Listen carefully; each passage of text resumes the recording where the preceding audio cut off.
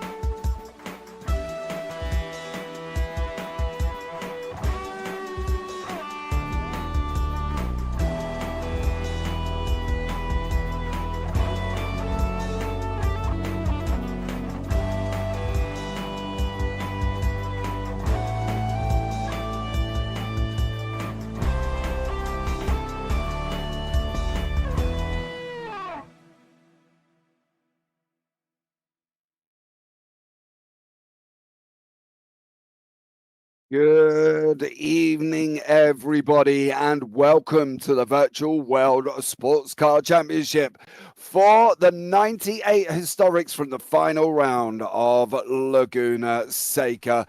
It is absolutely amazing circuit here as well. Started first races of sports cars in the 1950s on public roads, and then they became too dangerous and they decided to build a purpose-built track, which led us into the world that we have got today. I am James Buffett, going to be joined in the booth by Paul Glover, who will be also on cameras as well, so he's going to be providing some epic camera action here once more. The circuit itself has had 7 configurations over its period of time here, and this is now the one we are on. We, of course, see the most exciting corner on the circuit is the corkscrew. Turns 10, 8, turns 8 and 8A here as well. The road drops away by 12% gradient, straight down the left-hander, straight down the right.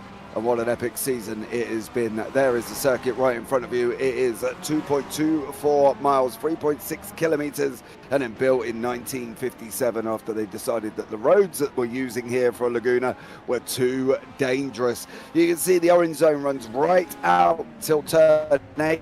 It's not the fact that they can't overtake, it's just the fact that any incidents within that orange zone will bring a severer penalty. So they've got to be careful. Talking of penalties really quickly, last time out at Indianapolis as well, Wouter de Bruin has got a drive-through. Alex Gehrig has got a drive-through.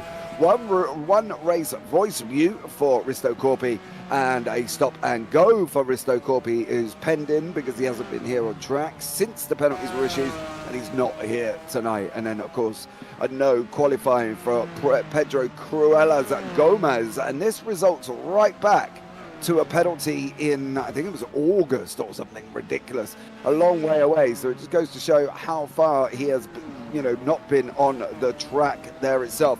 Challenges here today, well, there's going to be some interesting ones, I can tell you that much. How they're going to manage the traffic, high tire deg, slight chance of rain, and they put go out in style. It is the final race of the season. They are going to be here. 26 drivers are going to want to go out in style but let's hope they don't end up taking each other out. You can see there, Laguna Seca, the last race of the season, 250 kilometers, 70 laps plus the pace laps. We've been to some of the top circuits: Daytona, Sebring, Oschersleben, Silverstone, Hockenheim, Le Mans, Dijon, Hungaroring, Suzuka, Donington, Austria, Miami, and now we have come to an end here at Laguna. It's going to be absolutely incredible. Tyre choices, as always, guys, as they have been all the way through the season. Softs, wets and hards for the top category drivers, of course, in the league, which is the LMGT1s, and then the LMGT2s of the Viper, the Marcos, the Porsche and the Mustang get intermediate, softs, wets and hards. So they do get the luxury of using that intermediate tyre that the LMGT1s do not have there as well. One of the exciting things coming up, and you want to stay tuned for this one, is the new year for the Historics next season. The announcement will be taking place during the warm-up, so let's bear with us and stay tuned and see here as well. As we know, last time out, championships got wrapped up all the way through last time in the Drivers' Championship. Dan Kirby wrapped up the LMGT1s, Becky Ely the LMGT2s, and then of course in the LMGT1 AMs, there are the final results. You can see Dan Kirby ahead of Magnus Dahlgren in the end by 15 points. CMS Pro have also wrapped up the championship. That's it for the LMGT1s.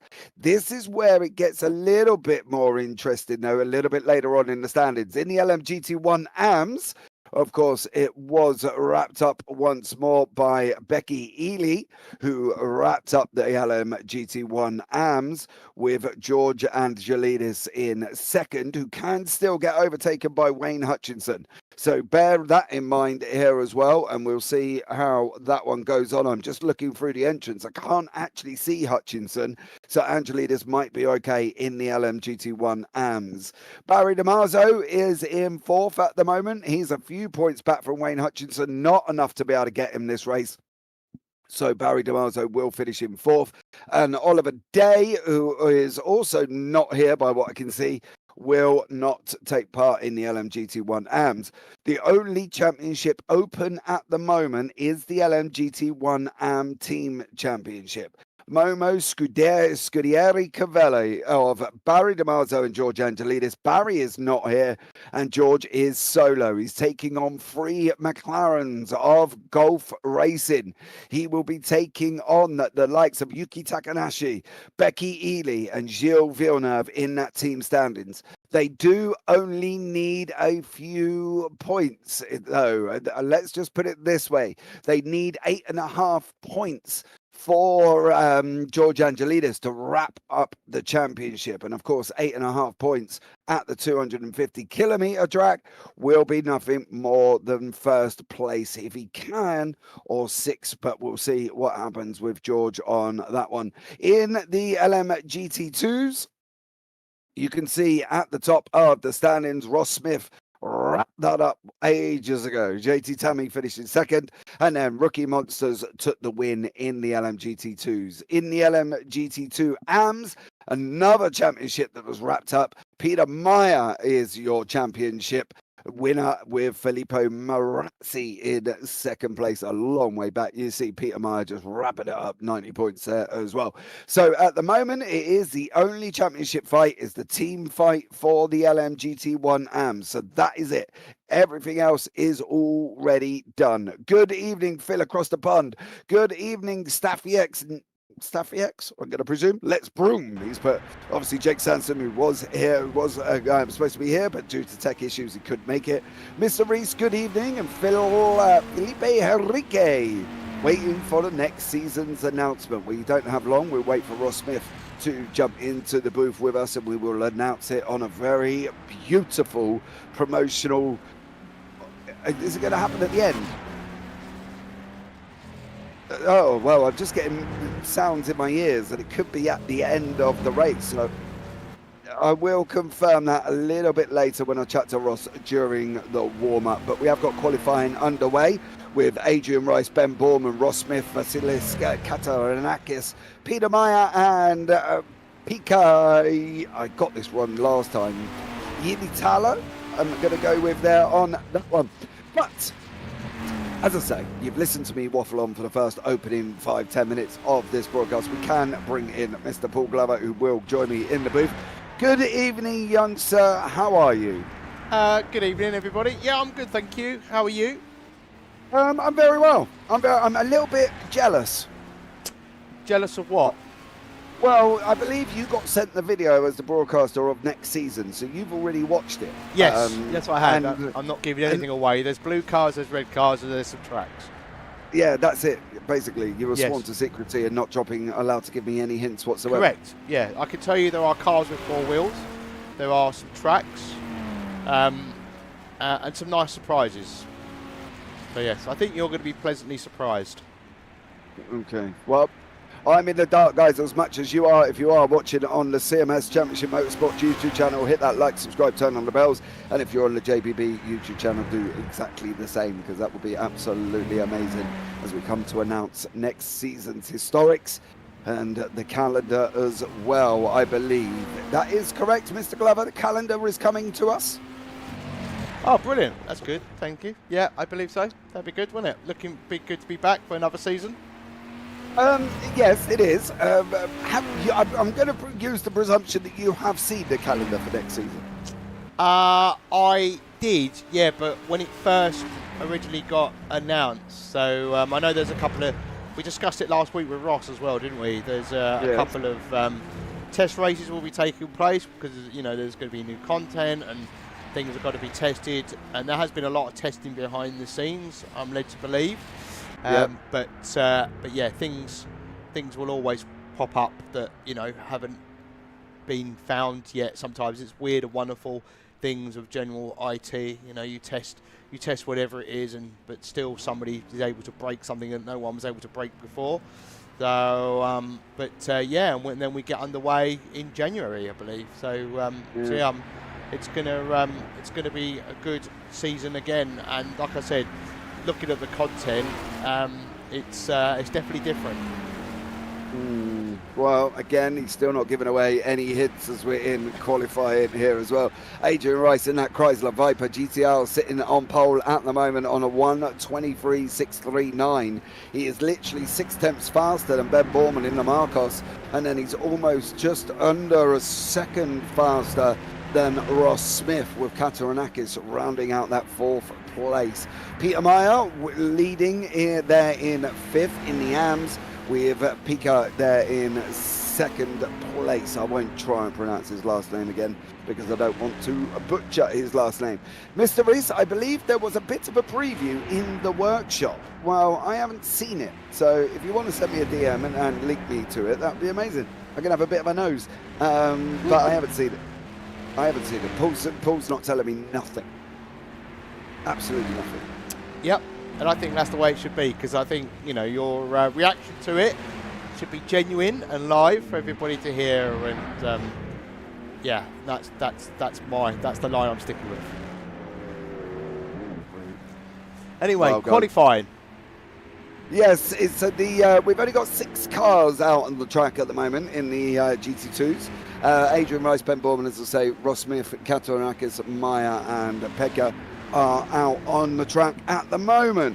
So for the LMGT2s, as I say, Ross Smith's wrapped up the pros and Peter Meyer wrapped up the AMS. So they're more on a finale swan song here this evening, Paul, rather than probably being as competitive as they probably could be, I suppose, but they've already wrapped it up, really.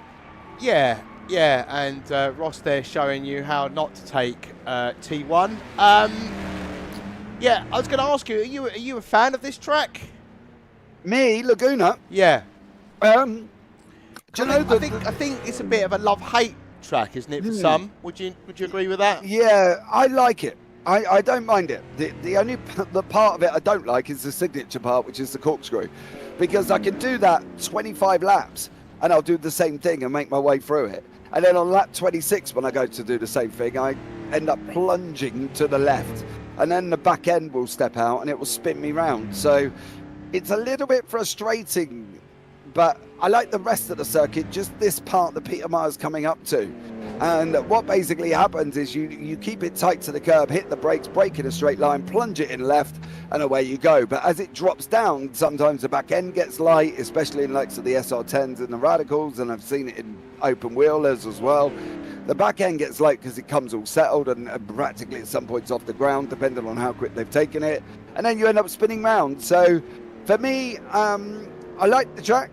It's just a corkscrew that can be a bit of a killer at times, and I think that's one of the general consensuses with this circuit. What about yourself? Are you a Laguna fan? Yeah, yes and no. I think it's fair to say.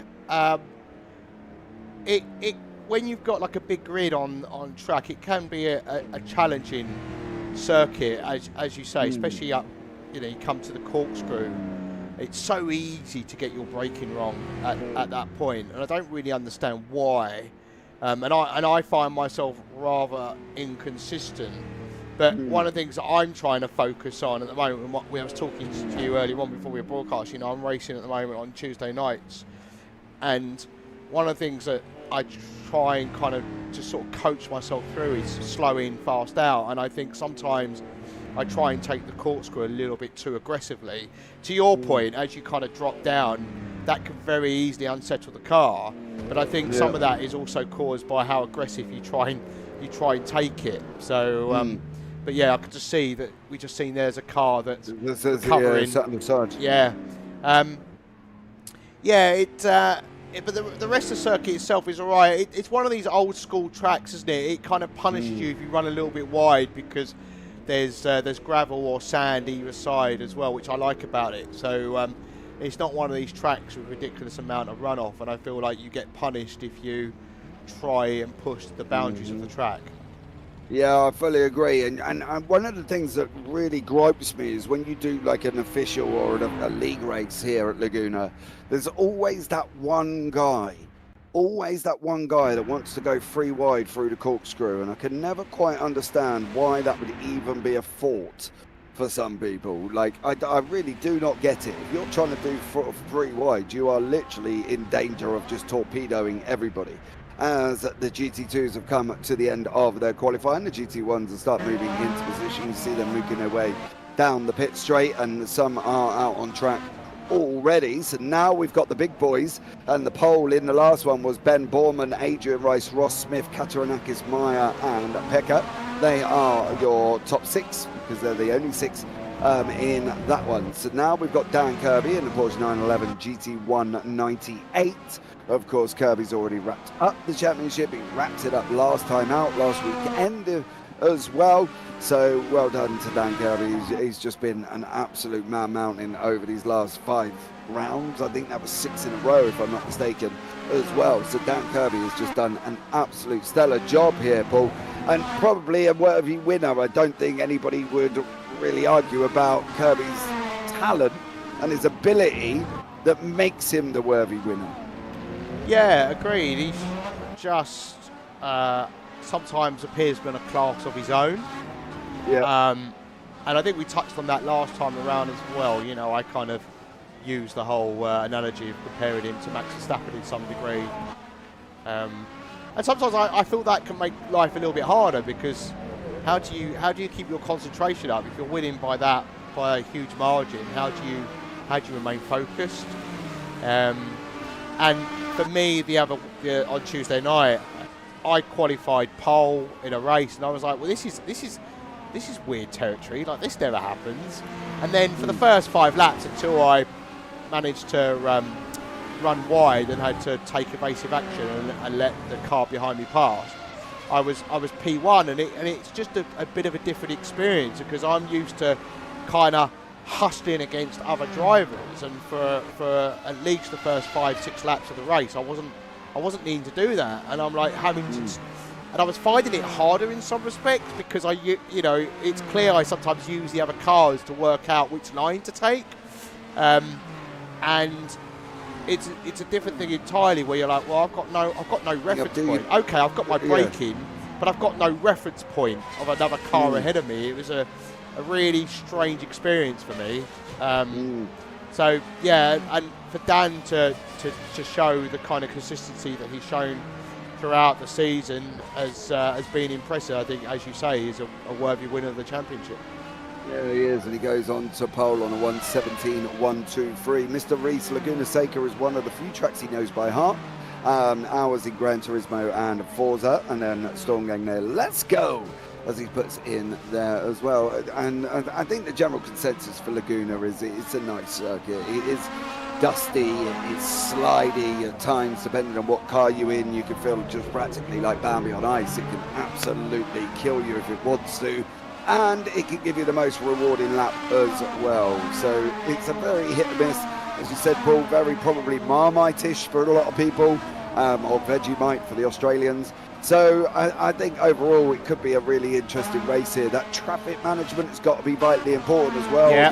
The GT1s trying to go through the GT2s at the corkscrew. Well, if you do that, whatever consequence comes of that, you deserve the consequences, because that is just a crazy move. And regarding me, what you touched on earlier as well, you've got to think going into that corkscrew, you've got to brake on the crest of a hill. Now, of course, when you're on a crest of anything, you are half and half. So you're not quite up, you're not quite down, as the old Kingsmen said. You're neither halfway up or halfway down. So the car's already unsettled. So you've just got to make sure that you brake just before it to get your braking point now. So you can see he's got to brake now, because otherwise he brakes over that crest, it unsettles the car before you've even got into the corkscrew. So that's another area of braking that they've got to deal with here as well. And they've got 70 laps, Paul. It's not going to be a short 20-minute sprint here. We're in for a long old race at the moment. Yeah, and last time out as well, we saw a number of drivers making a number of mistakes, and I'm wondering whether we're going to see that here throughout the duration of the race. I mean, we didn't really see it in qualifying, and I think that's because it's a one-lap shot. As before we were watching both Daniel Kirby, who's currently in the way, and Timon Suvik, who's P2, and they both just aborted their laps and went back into the pits and started a new one. As we're looking at Daniel Kirby at the moment, but yeah, it'll be interesting to see what if the drivers are able to keep it on the black stuff this week, because it was in T2 last time out. Drivers were consistently making mistakes at Miami. I think around the general part of the track, it's not that challenging. I think the hardest part, as we pointed out, is the corkscrew. But as I said a few moments ago, it's about trying not to extend the track and slowing yourself down by doing that, because you're going to lose places. But also, if you're not the quickest, I mean, if you could just keep it on the black stuff, you're going to make gains during this race. Oh yeah, absolutely, and I don't doubt that as well. I would expect people to make the gains that they need to be able to go forward, and that's one of the things, again, they've got to manage. It's got to be about how they're going to cope with it. We've got 3.5 minutes left of quali. You see Oliver Day, who now is in the session, is leading the LMGT1 AMs, and of course Mr. Kirby leading the LMGT1 Pros. No surprise there in reality as well. I believe we've got Mr. Russ Smith, who has done his qualifying already. He has joined us in the booth as we're coming to the end of the GT1 AM Pros. Mr. Smith, good afternoon, or good evening to you, sir. Same to you. How you doing? It's great to be here. It is, yes. Now, there seems to be a difference of time scale. Is the announcement at the end of the race, or is it during the warm-up? It'll be at the end of the race. That way, everyone can stay focused on what they need to do. They're not distracted. It'll just be Laguna Seca, and then we'll get. Giving James more reasons to hate me, I think. He hates it right when at I'm right, the and end. he's wrong. Yeah. See to see the new hotness. Yep. I think we've lost him now. He's seething. He's like, I'm imagining that little red character out of the animation that's just boiling over. Yeah. And, We did lose you for a bit there, Mr. Smith. I didn't lose. I didn't lose him. I think it was on your end. I was hearing him fine. He may be downloading That might be the video, James's but- great and wonderful internet that we know that he loves. So yeah. No, I promise it's going to be worth the wait. It's we've put a ton of time and effort into getting the cars in a place where we can show them. They're still being worked on, and we're really excited to bring them in front of everybody today, so that way everyone can start making plans, get excited, and figure out how they're going to start shaping up for next season for the Historics. Wonderful. So I've got to wait 70 laps plus the warm-up before I even find out what's going to happen. Cheering him on to go faster, I guess. I don't know why he's been, being like this, Ross. I can only apologise. Well, it's been a lot of I guess I won't use crass words here just because it's a family-friendly show, but he's been pent up with anxious energy to finally see what all this is about. So I can't blame him for being a little bit ready to pop. Do you know what? I've been probing, and there is a wonderful analogy that I could put on the end of that, but as you say, it's a family-friendly show, so I won't. But, I've been probing to try and get information out of you, and you've been, like, tight-lipped, apart from some very obscure grainy photo that apparently everybody else could see, but just the fact that I wear glasses, I couldn't see it. Maybe that's the issue. But, I've been trying to get the information out, and I can't get any information out of you. Then you swore Paul to secrecy, and now I've got to wait 71 laps and 10 minutes before I even get to see the thing anyway. Well, I guess we can look at today's race and what's coming up. I mean, it's going to be all the championships. Oh, sorry, Felipe. All the championships are wrapped up except for LMGT1 AM Teams Championship, which Yeah, we So- did touch on that earlier, but it is a big ask of George because he is the only one here against Gilles Villeneuve, Becky Ely, and also, as we know, Yuki Takanashi. So it is going to be a big ask here as Gilles Lalonde goes off and then hits one of Magnus Dahlgren Dahlgren. hitting Dahlgren there as well. One of the areas that they've got to be obviously contend with. Just tell us about Laguna, Ross, from a driver's point of view. Obviously, it's a little bit harder for you in that Marcos because you've got that big old air vent sticking on the front anyway, where you can't see nothing past it. But what is it like out there on track, especially coming through that left-handed corkscrew? Well, it's kind of like nose blindness for people with big schnozzes. You just kind of, you kind of lose track of it, so you don't even see it anymore. And it's really more just the undulations in the track. The car already gets so unbalanced. Like you have to set it up to be pointy to be able to get all those turn-ins, but you also have to have it kind of supple in order to make sure that it doesn't get unsettled when you're going through some of the corners that are a little bit more aggressive. And you got to keep that up throughout the pace of the lap.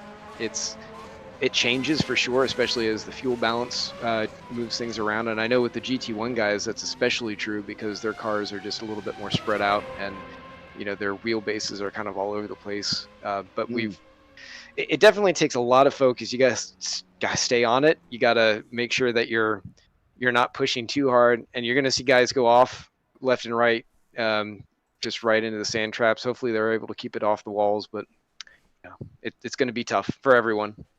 Yeah, what are we looking at in general, Ross? We normally have a conversation about pit stops and things like that. What do you think in general? What's the plan for you down in the GT2s? What are we expecting from you? How long are you expecting to run for? 2 stops. You're going to have a full one and then probably another half for the GT2s. Some guys will be able to do that maybe on a third to a quarter of a tank, depending on how they run their race. Tires are really going to be more of the issue than anything else. I mean, we saw on Tuesday that you could basically just take a set of tires through the end. I know Adrian Rice said he was down almost to single digits all across the board, mostly on the fronts. So I don't know how he managed to keep pace with that. That car is extremely strong, and he's a very strong driver. So he's managed to find some magic. I mean, he's even stomping out Ben Borman, who's my teammate, and he's very confident in these cars. So yeah, he's got some magic. I'll probably be back here fighting with Vasilis, and we'll just be having a good old time, just trying to see what we can do. And I guess we've got the teams championship now because Matthew and Dave Coors weren't able to come here last time. I'm a little disappointed that they're not here this time. Same with JT Tam. We would have loved to have them and have a really good scrap just for last race. But and then as far as the GT1s, they're gonna have 2 stops at least, and I'm pretty sure they're gonna have to do a splash at the end to make it, especially that Ferrari, just because it's got that smaller tank, that higher fuel burn. I know George, his typical strategy is just go for it. Just go for broke, blast, full blast all the way around as hard as you can and make it up later. Just who cares how many times you got to come into the pits. So everyone's going to have a little bit something different. I know the Porsches are hooked up here. Daniel Kirby found extreme magic in that 911. It'll be great to watch them all. George sounds like a man after his eye, my own art there. Don't worry about the pit stop strategy. Just run until it's empty and go as fast as you can as well. So fair play to George for that one. I think that's absolutely amazing, to be honest with you, Ross. I think if you could just jump in the car, run it till it's empty, get back in the car, run it till it's empty, and then maybe come in at the end if you need to. What's wrong with that? Perfect strategy, isn't it? I mean, if it works, it works. And if it doesn't, then, it must have been the car's fault. Well, let's be real. It is George, so it's always the car's fault. Well, it's hard to say when he's the one who built the car and it's a Ferrari. So I mean, yeah, it's always the car's fault. So there you go. Is it confirmed Becky is going to be a pro next year? Says Phil across the pond. If she's won the AM Championship. I don't know for sure because the stratification has been adjusted for next season. In fact, there's been a few tweaks going back and forth between some of the admins between myself and NARS and BWSC. So we're just kind of poking at it, seeing how it's going to go. It's looking like she's qualified for pro in the top class, at least for historics. I'm not sure how that translates across to modern divisions. I want to say the first draft I saw, she lands basically at the very top of AMs for if she were to go into, like, say, hypercar class. So a lot of it has to do with just the players in the field and the way that it kind of splits the times and how that just divides the talent amongst who's there. Because obviously she'll come in here, does very well. She did very well in GTs on the pro side in the modern stuff. But when you're changing class, it definitely you're just in a different pool of drivers, and it's there's lots of maths involved and stuff that I generally just kind of look back and say, that's like me, mate. Trying to do maths as a commentator is horrendous, to be honest. When you touched on the moderns there, where are we at in conjunction with the modern series next year? Do we have a full list of car releases yet? Are we going to get the calendars yet? What's the situation with the modern series? So the calendar, we have that initial one out, which looks like it's good to go. We're going to have January 6th as the first exhibition race. And that will be for drivers to come in, shake down, get a good look at the cars, see how they want to run moving forward when they go to Daytona for that very first one. So all in place. I believe that all the tracks were announced. So VWSC is going to be running basically a wet calendar plus any of the Michelin Endurance Cup races, which it will be paired with NARS, which will be running the IMSA calendar. So, and we'll actually have some bonuses there. We'll be at Detroit Grand Prix, and then we'll also be at VIR with hypercars. I know it's a little bit different from reality, but we don't want to be exclusive, and there are a lot of guys who are like, hell yeah, I get to hit VIR with a hypercar. This will be great. So we're excited. It'll be a blast. Yeah, and of course that's another 13 race season, guys, that runs all the way through to November the 9th. So we'll be finishing a little bit earlier than normal. Regarding the car classes in the moderns, the cars, you were looking at new cars as well. Have we got more cars coming in? Yes, we're going to have 3 new GTs, 3 new hypercars. They are actually almost through the GTs right now. I've got quite a bit of work to do myself on getting the hypercars all kind of put together, as you could say. So I'm going to be great guns on that. Obviously been pretty focused on the historic content as we're getting ready for this race. So you'll see that. And now that that's kind of at a good plateau, as it were, I'll be swinging back around over the next week or two and getting the guys all the hypercars for testing and going in and cleaning up a lot of the visual elements and everything. And then we'll do this reveal dance again, probably the end of the month here. I want to say December 30th when we have that second exhibition race for the historics. The first one's going to be on the 16th, I believe. I have to double check that. But yeah, so the 30th should be the modern reveal. I know it's getting a little bit tighter, but we do need a little bit more time just to make sure we've got everything in place. Things are, presentable, I guess you could say. And then after that, it's just going to be a lot of refinement, and then going back to all of our other content, including this mod here, and just cleaning it up so that way it's ready for the workshop and all the world can enjoy.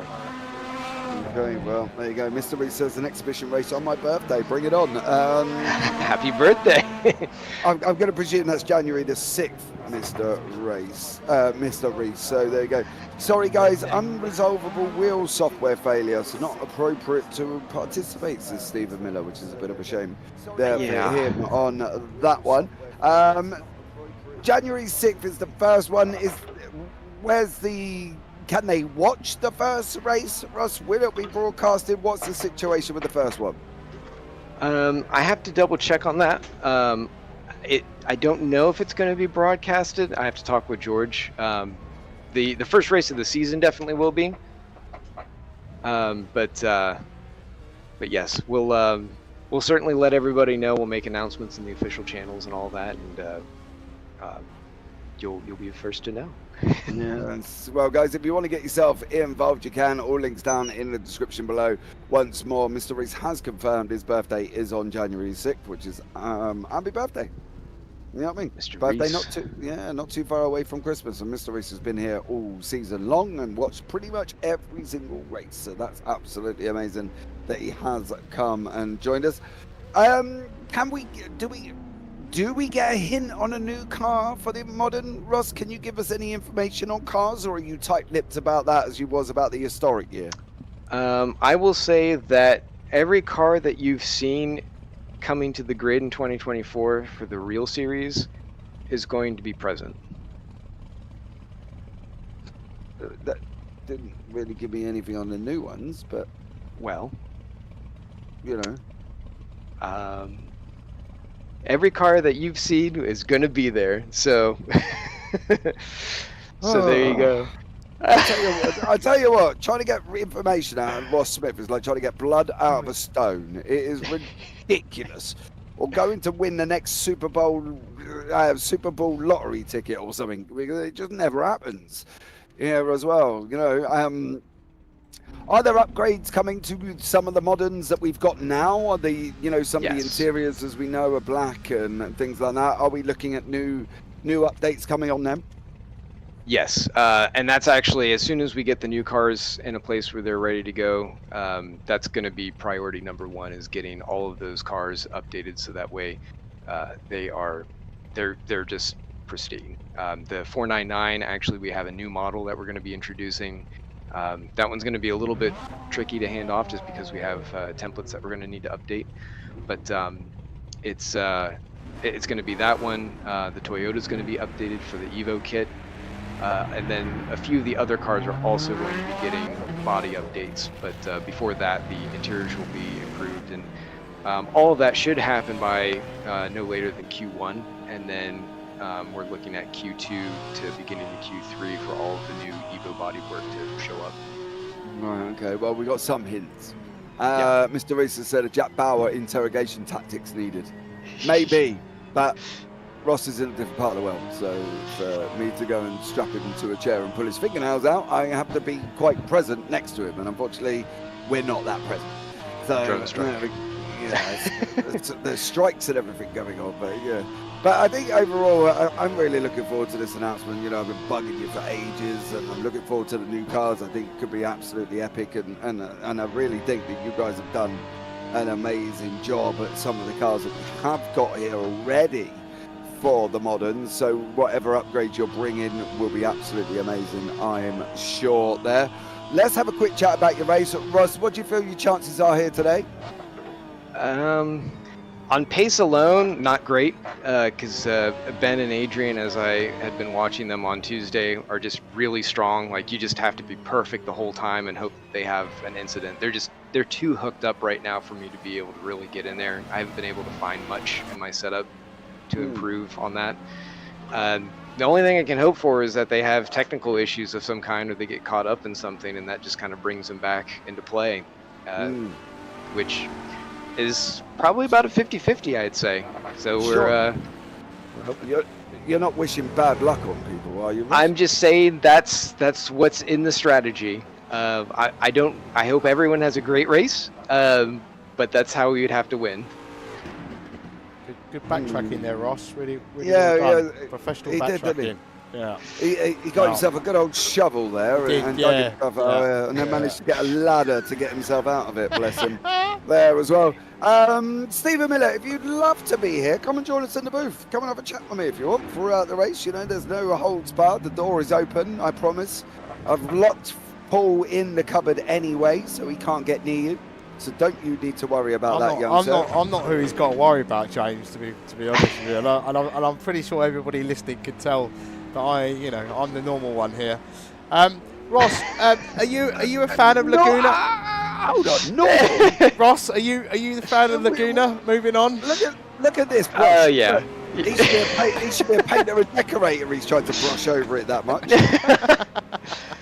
Yeah, Laguna is one of my favorites. I've always liked it since I first started watching sports car and general racing. It's such an interesting track. It's got so much diversity and character to it that, and the setting is just great. I mean, you can see right now it's cloudy, it's cool, which for a desert track, I mean, even if it is December, I mean, you kind of think, it's still going to be bright and sunny. But I mean, I think I've had more rain races here in seasons, or at least ones that certainly look like it, than I haven't. So, yeah, even though it's a bit sandy, it does like to get wet. So it's always got you guessing. Yeah, we saw you during qualifying power slide around T1 and T2. I wouldn't highly recommend that as a way to take those corners. Not great for the tires, though, Yeah. which are going to be at a premium here. I mean, that and track limits, those are going to be the big things. I know, we kind of had some of the pre-race, the keys to the race thing there, but looking at it, just the more that things have kind of developed here, the drivers that manage to maintain pace while burning their tires down and then can keep from getting caught out by track. Yeah. I think we might have lost Ross there, James. Sorry? He did cut out that time for me as well. So. Thank you. I'm glad it's not my. Yeah, no, we did. You were my talking internet. away there, Ross, and then you just seemed to sort of stop mid-sentence. Yep, just saying tires and track cuts are going to be a big decider who's going to win. If you can manage those two things, you'll be in good shape. Wait, any particular point of the track which you think track limits could be an issue today? They all can be detriment, but one of the biggest ones is this dog leg here coming up the hill. Right. Can't remember. Yeah, I know that. Turn 6, I think. Yeah, I know 7. the one you mean. Turn 6. Yeah. And then coming up the hill, going through the corkscrew, that whole area. Yeah. But I mean, anywhere that you kind of cut it a little bit tight, it can hit you. Yeah. There's. Well, it's an old school type track, isn't it? Where it's got. I was saying during qualifying that you run wide, you're going to hinder the car because you're going to find gravel. Right. Yeah. There's no way around that, unfortunately. Yeah. But which is great. you just great. What you want, right? Rather than all the tarmac that we get now on modern race tracks. Exactly. Yeah. I mean, I don't want to race in a parking lot. Give me a proper track. And if you go off, you just pray to your god of choice and try and pull out. Yeah. Indeed. But I will let you to it because it looks like we're about to go. So I really appreciate everything you guys have been doing for Storm Gang and for Champion Motorsports this entire season. been nothing but thrilled with everything that you guys have done. It's just been a phenomenal show. Everyone that I've talked to has just had nothing but good things to say. So we really appreciate you doing everything you are and coming out, putting in the time and the effort. So thank you to you. Oh, it's been my pleasure. I don't know about the others. Paul, has it been your pleasure? Have you enjoyed yourself? Oh yeah, thoroughly enjoyed myself. Yeah, it's been absolutely fantastic. Yeah. Well, they're calling the grid, so good luck, and I'll talk to you guys at the end.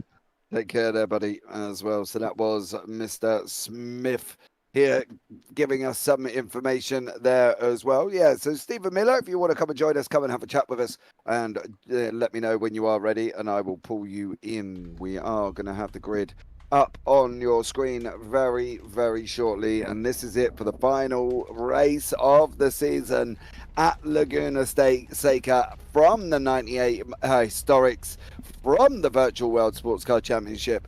And let's get into that grid and bring it up for you now. So in pole position, it will be Dan Kirby with Team Monsuvic in second place. On row 2, we're expecting Oliver Day and Brian Hall. So that is your top 4. On row 3, we will have Magnus Dahlgren and John Uyan. Row 4 will be Alexander Schultz and Becky Ely. And on row 5, we'll have Wouter de Bruin and Felipe Enrique. On row 6 is Yuki Takanashi and George Angelidis. So that'll be an interesting one, as George has got to pass Takanashi if he can. On row 7, Freddie Hell and Jason Whitehead.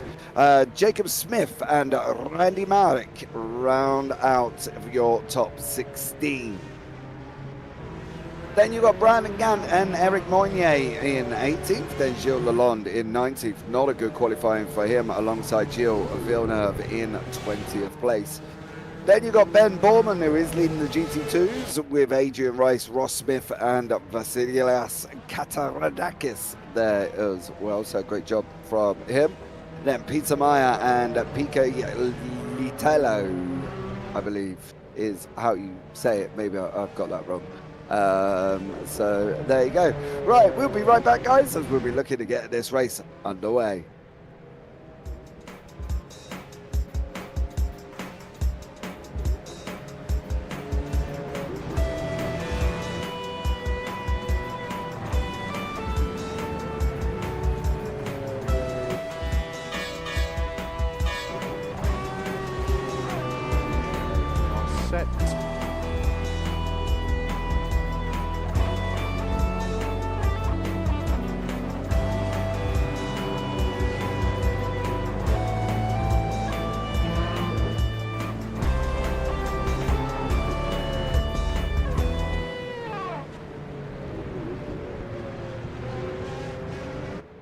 Okay, guys, the racing is going to be up and underway very, very shortly. They have just gone down through turn 8, through the corkscrew, round the left-hander of 9. We will bring Stephen Miller into the booth, but we'll get the racing up and underway, especially when I can put on my denture cream and lock my teeth into place. That would be ideal. Here once more, as Dan Kirby will be the leader of the LMGT1s here in that Porsche 911. In the 98 on the right hand side, you can see the LMGT2s, but it is Dan Kirby who's going to get us underway. The racing will be going green. He's closely followed by Team Monsuvic. Don't forget, single line starts here as it has been all season. The green flag is going to be waving very, very shortly. There he goes. Dan Kirby leads us away and takes it all the way down into the Andretti hairpin. The first, really turn 2, but it is technically turn 1 in LMGT2s. You can see on the right hand side, Ben Borman leading the way there as well, with Adrian Rice and Ross Smith in second and third, with Kataranakis down in fourth. No real changes currently at the moment. Everybody playing it by ear in the GT2s. And Rice is trying to put Borman under pressure. He's looking at going up the inside of turn 2. There's nothing doing there this time. That Viper nearly taking out that Marcos into turn 2 there, and Dan Kirby opening up almost nearly a second gap already as we're going into the first half of the circuit. Great racing so far, Paul. Everybody being respectful, and Dan Kirby leading like he has done so much already. Yeah, what's a little bit strange is the Becky has already DNF'd, unfortunately. So I don't know what's happened there, but she's out of the race right at the start. Oh, that's a bit of a shame. I will go on a little hunt and see if I can find out why there as well. It does look like Becky has quit or disconnected. I doubt very much that she would have just quit out, but let me send Becky a bit of a message. Well, to be fair, it says 2 words. What happened? So there we go. But let's bring Stephen Miller into the booth. Of course, Stephen was supposed to be driving here today as well, unfortunately due to tech issues. But let's bring him in and have a quick chat with Stephen here as well. Stephen, welcome in, dear sir. How are you? Yes, hello. Can you hear me? I can hear you, sir. Awesome. Thank you for having me. This is new for me. Yeah, no worries on that one. What's the situation? What actually went on with yourself? Why you're not out on track at the moment? Well, I had an update to my AccuForce software yesterday, and after I completed that, my software would not launch rFactor 2, and if you can't launch rFactor 2, I don't know of a way at this point in time as to how you get my force feedback settings or usable ones. I tried it without, but it was a bit odd and unusual, so I didn't want to be a danger out there. So is that more for safety purposes? Yeah. For your own, for everybody's safety, yeah? Yeah, I wasn't getting any force feedback that was familiar to me by any stretch of the imagination, so. No, that's a bit of a shame there, Stephen, as well. But now it you get happens. obviously, yeah, it does, and you get to enjoy the race. Seeing from a different perspective, you know, how has the racing for you been all season? You know, have you enjoyed the season? I have enjoyed the season. I've been in this series and also the 2023 series. So different fortunes in different series and different situations, different cars. It's always fun. I had a win in the MNRL series on Tuesday in this class at the beginning of the year, but nothing too much since. So I've been kind of just gradually getting those 1 and 2 point finishes. Yeah, that's all you can do. So Ben Borman there nearly lost that lead to Adrian Rice in that Viper GTSR in that stunning red livery. It was very close as they come down into turn 1. I think Rice is setting him up here, and I think it could be really any time soon that these guys swap the position once more. But you can see Rice really pressurizing him now, really giving him some grief there over Ben Borman as they start coming up to what is the left-hander of turn 6 before that run. Oh, big snap there from the Viper of Adrian Rice. That dusty circuit pull playing a part here, and really could have put Adrian Rice into the wall there. Yeah, lack of grip, unfortunately, for Adrian Rice, but he's clearly got a bit of pace at the moment, and as you say, was putting Ben Borman under a bit of pressure. Let's see if he can close that gap up. And there's 2 cars very closely behind as well, and that's Ross Smith and Katranakis. So, as I like to butcher a name from time to time. So, yeah, battles in that class. And we've also got a battle in the GT1s as well with Ryan Hall, and a bit of pressure from Magnus Dahlgren. Yeah, there he is at the moment. We've also got Takanashi not too far away either from George Angelidis. We'll keep an eye on that one. We know the importance of this one. Angelidis has got to finish in front of Takanashi if he can and try and beat Oliver Day. Whoa! Dahlgren there really nearly going into the back of that Toyota, that Mercedes CLK, we should say, here as well, as they're now heading off around the final part of the circuit, the right-hander, of turn 10 before the left-hander of the final turn here. Stephen, how difficult is it driving Laguna Seca? You know, do you like it? Do you not like it? What's the situation for you? Well, I've driven lots of Laguna Secas before, but this one's a little bit different, and everybody that I've been talking to and listening to her has commented that it's quite different. It's got very sharp drop-offs on the curbs on the sides as well, so you have to be careful you don't go out too far. So, what do you mean different? In what way? Is it, as we're looking at the panels there, 2 seconds. It's not something I really could put my finger on. to be honest with you. I've heard some people say it's a little bit narrower than what they're used to. It just has a different feel to it. You think really though that's more of a skill issue, as we see Gilles Lalonde really getting the corkscrew all wrong there as well? You know, It can be, yeah. You know, I think is it sometimes people moan when they don't get something right, but that's because they're doing it wrong. Do you know what I mean? That's true. But people like Becky and Yuki that have made the comment, so. Well, okay, you know, maybe. You never know, Stephen, you never know. Oh, you can only watch and see, right?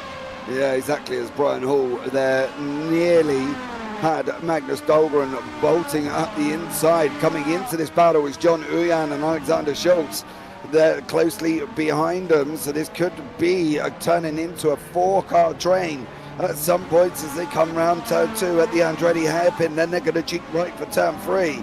These big LM GT1s here. Brian Hall from Hall Brothers Racing in the Mercedes-Benz CLK LM, followed by Magnus Dahlgren in the Toyota GT189. Nice battling going on here earlier on, Paul. You know, we're on lap 7. They've got 63 to go. Surely they don't want to jeopardise it all in the first few laps, right?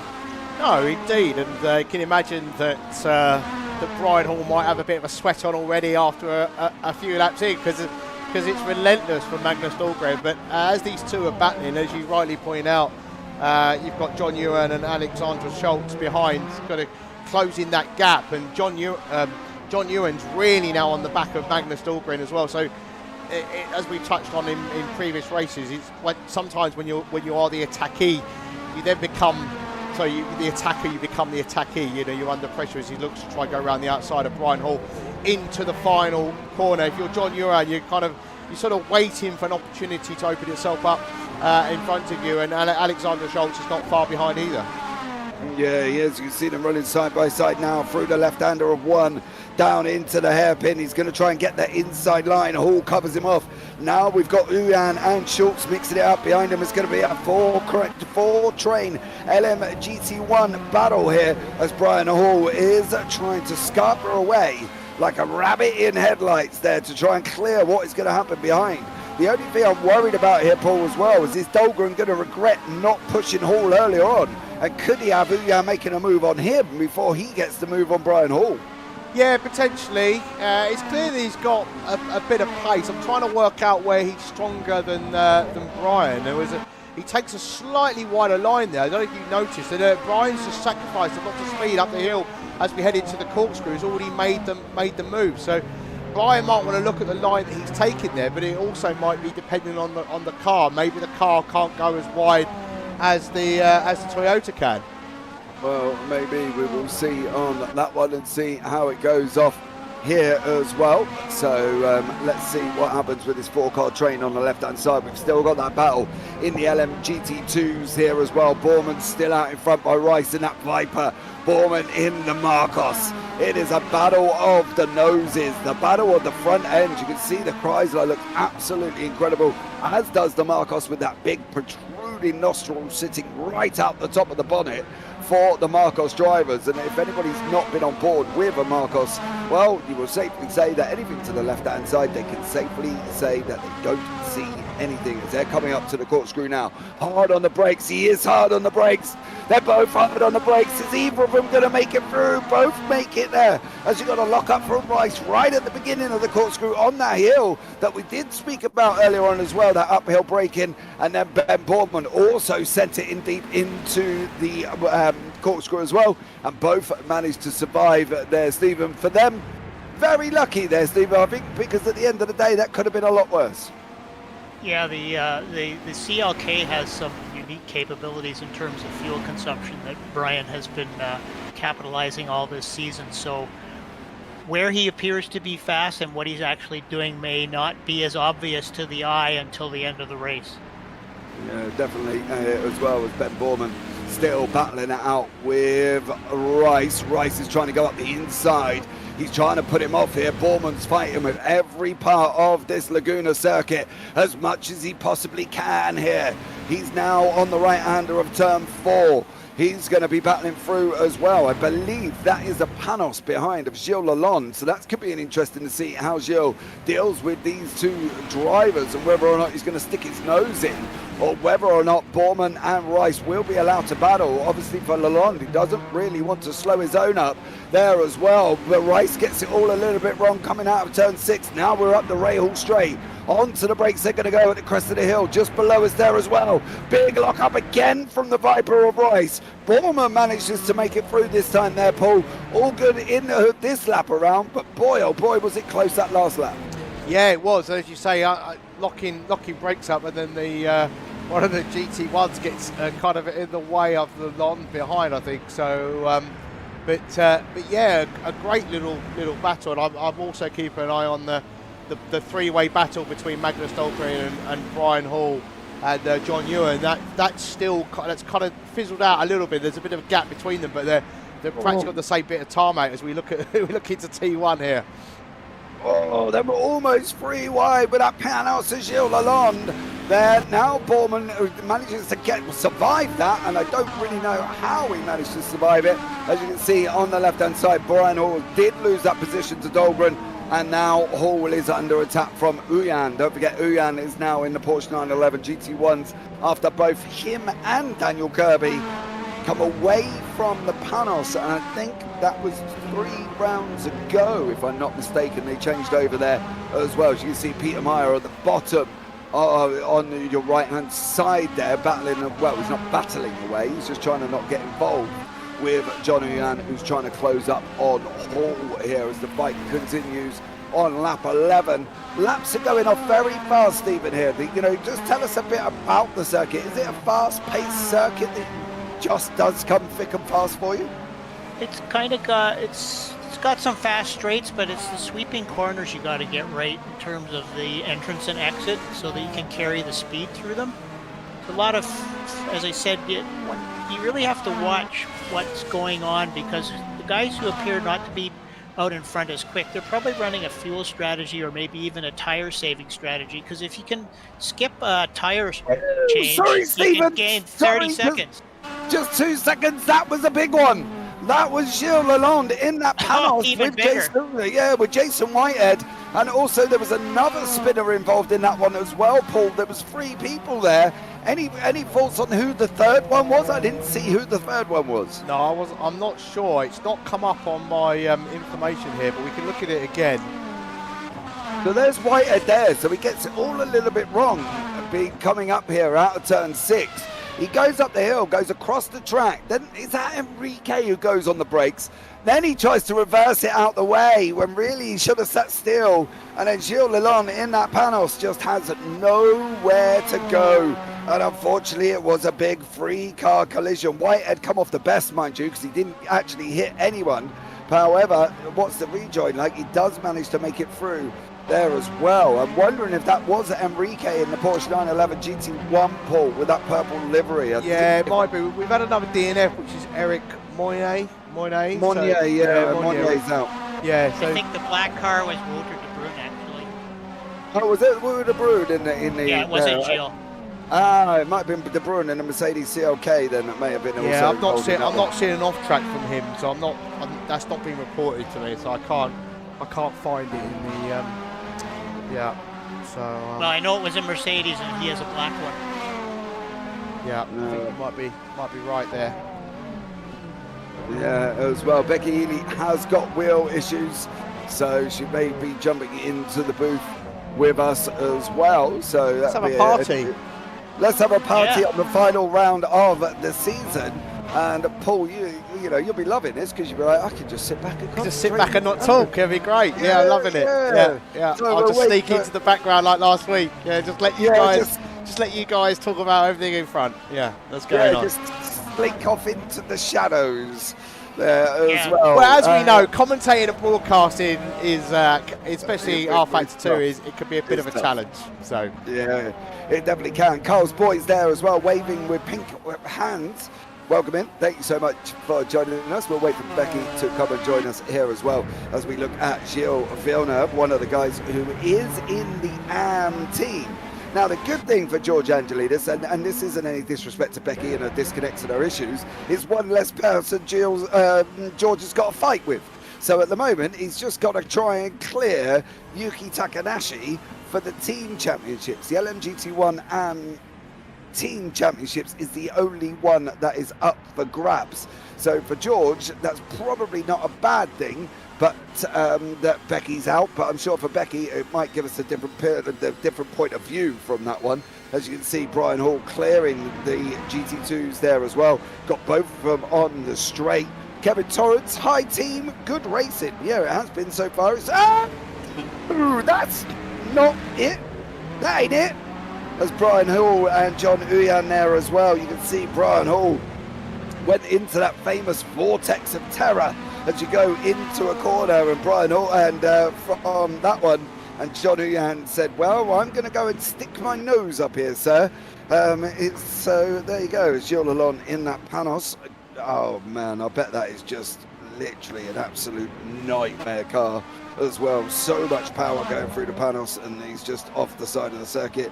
You can see the Gilles Villeneuve going off as well, and also Jacob Smith off the side of the circuit as well. So, and then Gilles Villeneuve unfortunately coming into the corkscrew, I believe, gets it all wrong. There you go, unsettles the car, back end spin, and into the barrier at the moment. George Angelidis is looking quite pretty here.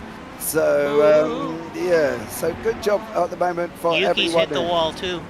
Yeah, Takanashi is in the wall. Is that John Uyan in the wall?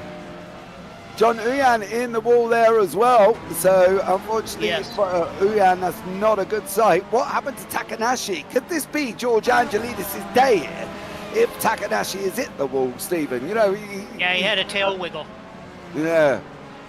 So there we The go. other thing I was trying to mention before was if you can save a tire stop and double stint a set, you gain 30 seconds. You got to be pretty fast to get 30 seconds on the road. Yeah, I bet you have there as well. So John Uyan sitting in 7th place at the moment. And you've got Day, Takanashi and Angelidis. Angelidis is practically on board with Takanashi. They've just gone past the bottom of our screen, actually. There they are there. You can see Angelidis clearing one of the back markers. Also as well, John Uyan doing the same thing.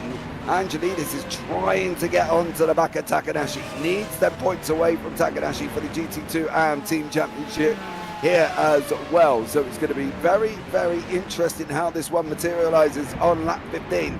Up the hill he goes. Uyan decides enough, I want to get through. He does make it through there of one of the back markers here as well. So a good job from him, clears him without any trouble there, Stephen. I think back markers are going to be the issue of the day on this one.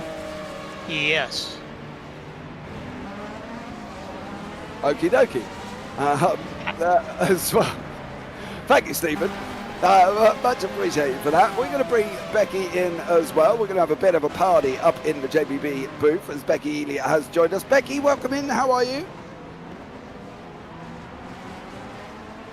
Becky? Hold on. Seems like can't hear anything. She might have her microphone off. Yeah. Not entirely sure on that one. I just said check outputs because that's about as much information I can give you. As we go on to a replay here. Oh no, George, what have you been doing? Oliver Day, is it in that Ferrari? Oh, Oliver Day has gone round there as well. I thought that was actually George Angelidis. I was almost going to be crying at that point. That's the last thing George is going to need there. And it looks like Adrian Rice and Ben Borman are still scrapping it out further down for the lead there. But there is Oliver Day, and I believe that is actually Ben Borman behind him. And there is George currently sitting 3rd in class. He's trying to get on to the back of that McLaren of Takanashi. You can see McLaren, the Takanashi just go there to the left-hand side of your screen. And George is now fighting out. He's got a decision to make here, Stephen. Does he let John Uyan go? Or does he not let John Uyan go and try and stay with Takanashi? What would you do? Well, George will be very tenacious, and he will try, and he's after Yuki, so he'll keep after him. Yeah, He'll make John. They're racing for position. Sorry, so John has to make the pass. Yeah. The thing is, will George allow? Becky, can you hear me? I can hear you. George won't allow John past here because it's quite a hard track to overtake, and he's not really going to have to defend against. He's off. Takadashi's off. Oh, he didn't get past Borman. Borman made it. He ran wide. He made it difficult as possible here. Ben Borman, and that is George Angelidis in front of Yuki Takanashi. Could this be the team championships wrapped up here for George from the Momo Scuderia Cavalli Ferrari 333 SP? And we know that's one of your teammates, Miss Ely. Tell us about it now. How do you feel right now knowing that George has just gone through? It's fine. As soon as I was out, like, that's it. George has to have an awful race and Yuki has to win. So, you know, it was happening. But what happened there is, I think Yuki underestimated just how slow the McLaren is and just how hard it is to get past the GT2 at this track. Yeah. And he went for it in the wrong place. There's only really two places the McLaren can get past GT2 without the GT2 massively helping you. So I think that was on Yuki, I'm afraid, as much as I hate to say it. Yeah, I was going to say, being your teammate there, I'm not trying to start fire in the pit lane. I am not trying to start fire in the pit lane. Yuki is incredible, but that was a little bit of a mistake. But it looks like there was lots of people around there. So, yeah, look at that. There's Felipe as well. Yuki tries to follow Felipe through, and not happening. Yeah, no, not happening. He was almost there. Another half a second and he would have had his front end in front, and you would have thought then Ben would see him and it'd all be good, but he's just that tiny bit too far behind, all because it looked like perhaps Felipe had a little off in that corner beforehand. So yeah, maybe everybody just checked up there. Unfortunately, it's very difficult, as you say. Ben Borman didn't really have a clue where to go, and to be honest, with 5 hurtling cars in front of him coming at him, Stephen, I probably wouldn't have a clue where to go either. Well, the GT2s, once they're on their line, it's hard for them to deviate from it as well. Yeah, that's what I'm thinking here as well. What has Ross Smith been up to? Oh no, in the corkscrew, missed his braking point over the crest of the hill, got it all wrong. He just misses that car. And unfortunately for Mr. Smith, he does go around. Maybe he should have took the blue pill this time around instead of the red one. He may have been able to keep that one on track there for Mr. Smith. Interesting battles all the way through. You can see Kirby's out in front by 16 seconds. Suvic is in front of Dahlgren by another 5, with Brian Hall 3 seconds back from that one. In the GT1 AMs, you got Day 4.5 seconds now ahead of Angelidis, who has got 6.7 on Takanashi. Marek, Gant and Smith behind that. Ben Borman is the leader in the LMGT2s. He's still got Reiser putting him under pressure. He's 1.1 back, so that one is not quite done. Peter Meyer doing what Peter Meyer does all season and goes out and just wraps the win up by an absolute country.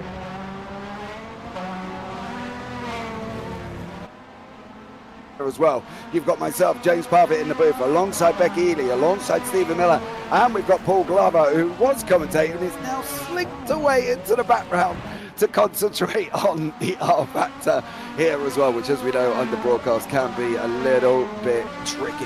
The racing itself, though, Stephen, is just going to go to a replay. I'll come to that question very, very, very shortly. And Freddie Hell in, mate, you are going in way too fast. Deary me, even I knew that.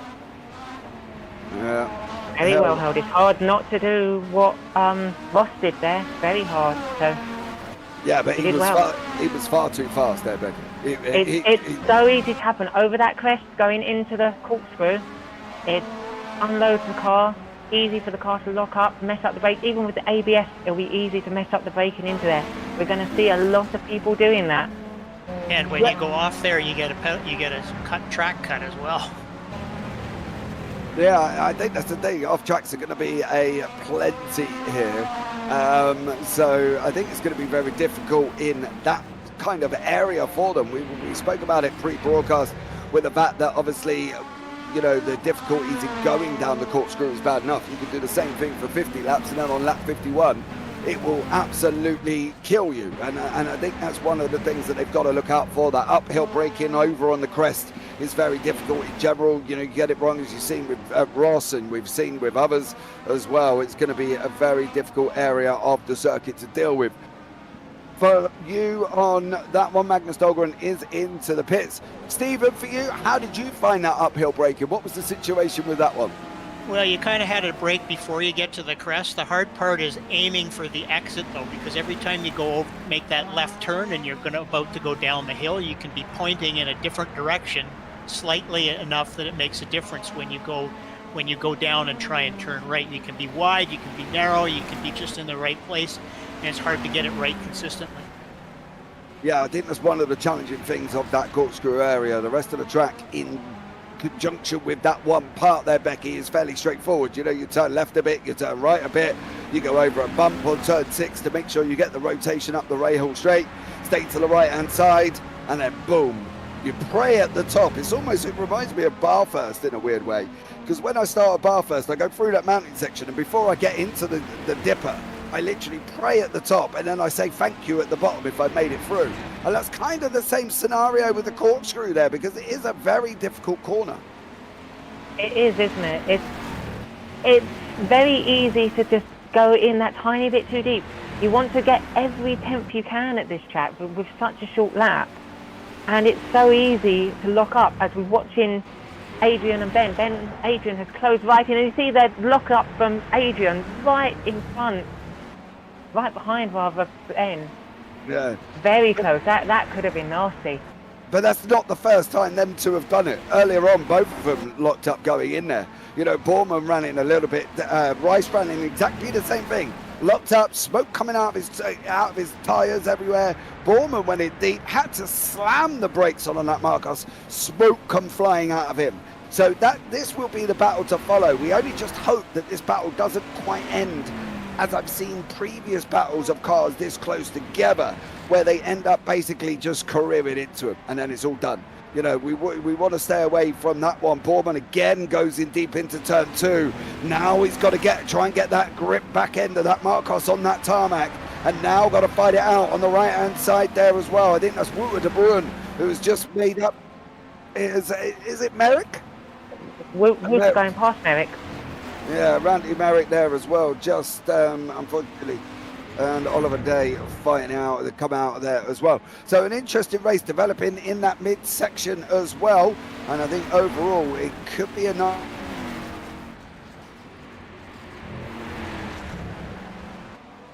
There again, it moves to the left-hand side, stays well out of the way, just misses that Ferrari, who goes through there as well. So good job there from everybody. Stephen, you know, the racing itself has been good.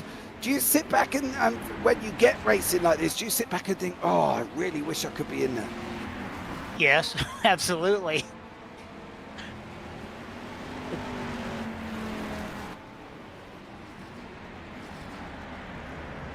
Did it on this, because you know you're experiencing the feelings that obviously, you know, we as commentators get. What is it for you that sort of makes you wish you were there? You know, because there's obviously sitting up in the booth talking a lot like I do, and like Paul does, and other commentators, is a bit different to what you guys do. Well, some people are out there to try and be the fastest and win, and other people are out there to just try and get some success and improve their performance and get the feeling of satisfaction of doing a job well done. I raced. My goal is no errors and get to the end. Well, I think that's everybody's. Becky, for you, it's probably the same thing, isn't it? Just making sure that you can get to the end of the race. Race, I wanted to get to the end with no problems, and unfortunately I had a problem on warm-up lap, and that was out. I could have joined. I rejoined and was 3 laps down, and I thought, on this little track where it's hard to overtake, I'm just going to be in everyone's way. I wouldn't be racing anyone. I'd just be in the way, causing havoc for people, and no one wants that. That's not fun for anyone. The moment anyone saw me, either came up behind me or I came up behind them, they'd be like, well, get out of the way, you're not racing me. I think that's one of the things you have got to put into perspective, is whether or not you're going to be able to safely be in the race and not be a menace to yourself and others there as well. Phil, we are aware of a little bit of a Discord issue at this moment in time. It does keep cutting people's mics out. We've had Ross cut out, we've had Paul cut out on me, and your mic, as you said, my mic keeps cutting out. Just hope everybody else is around me is still working correctly. So we are aware that there is an issue at the moment. I'm sure Paul is fighting fires in the background trying to resolve the issue, so thank you very much. Just bear with us here as well, and we will try and get it sorted out for you once more. Takahashi's now into the pits. Brandon Gant is also into the pits as well. Mr. Reese Dahlgren seems to be on a free stopper. He pitted very, very early, did Magnus Dahlgren, so I wouldn't be surprised if that is actually right for Dahlgren, but we did know that the GT1s would be looking at 3 stops. Maybe minimum, yeah, 2 or 3, and then in the GT2s it's definitely 2 stops there as well. It looks like most of the GT1s are 2 stopping though, with them all coming in around now. They've completed 24 laps already. That's all you need to do is a 24 lap and then 2 23 laps. So yeah, but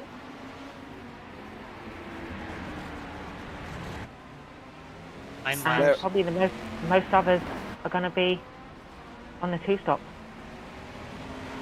What was it for you, Stephen, coming into this? Did you plan a 2 stop or did you plan a 3 stop? I didn't really get that far, to be honest with you. I was too busy trying to learn the track, and I ran out of time because of some other things going on and life things going on, and so I hadn't really established a strategy as that I was going to do. I was trying to do the long runs strategy and see that would go because the race on Tuesday's 50 kilometers shorter. It works better than main work here, but you'll watch how long Brian goes. We'll be able to tell if he's on a long stretch. Yeah, Adrian Rice is in the pit, so that separated him and Ben Borman. Can he get the undercut on Borman? Well, that's going to be interesting to see. Yeah, that will be the interesting one here as well. As you can see, Schultz is in, Whitehead's in, Suvik's in, Marek's in, and Rice is in. So we'll see what Ben Borman is able to do here as well. The car's kind of a little bit more spread out than we would like. De Bruin and who is there right behind Ben Borman. De Bruin trying to make his way back through. He has just taken that position there as well. Wooer is a lap down. I believe he got caught up in the incident earlier on where we ended up with... There he goes, he's off. Oh no, Wooer De Bruin does the That's going hard to damage work. the car as well. That gravel track is bumpy. I did that in practice and the car was not the same afterwards. Yeah, well, we'll see how Wooter De Bruin tackles that one as Ben Borman once more finds himself. He just runs wide, I believe, coming out. And we got a bit of snap oversteer there. Yeah. Little snap. That happened if you just put a bit too much acceleration on going down the corkscrew. Just snaps away. Yeah, even the traction control can't stop it. No, but it's very difficult. You're putting all your, eggs in one piece of system. That again, you're trying to stop a machine who's got quite a lot of power, and it's not always doable here. As you can see, Jason Whitehead, and I believe that's Alexander Schultz as they come over the line. Yeah, round coming down that left-hander of turn 1. Now into 2, into the Andretti hairpin they go. Schultz trying to pressurize Whitehead and not making it through this time. What's Whitehead got to do, Stephen, here? What has he actually got to be able to do to hold on to this position? Just keep it on the track. It'll be interesting to see whether he can get past here. I noticed that Brian Hall is pitted now at 26 laps. So, Jason Whitehead, he hasn't changed tyres. I am certain of that. He likes running double 20. He's gone wide. That's it for Schultz.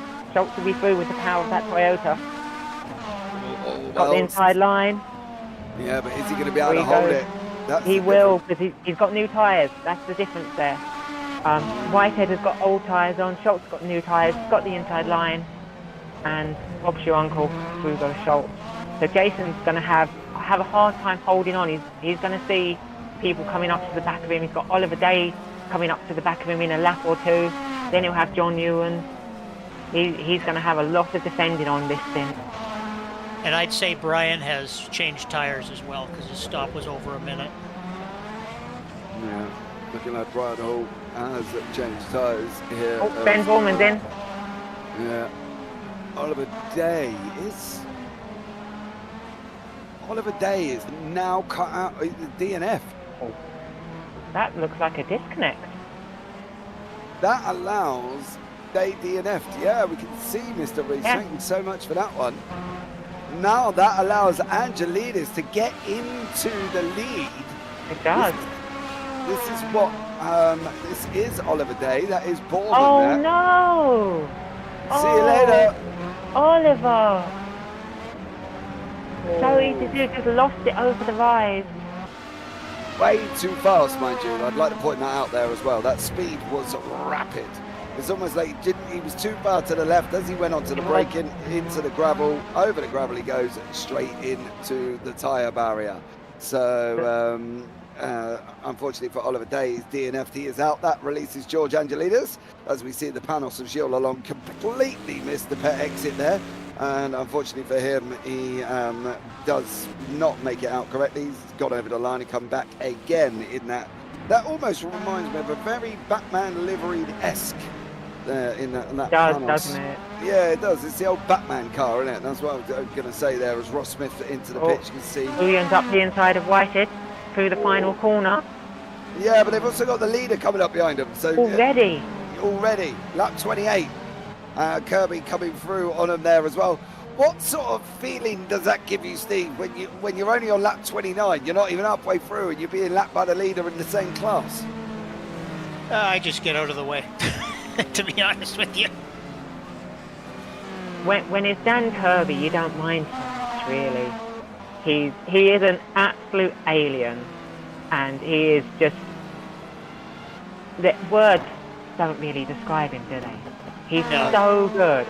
If he ever does the slightest thing wrong, everyone's shocked. He's just perfection lap after lap, isn't it?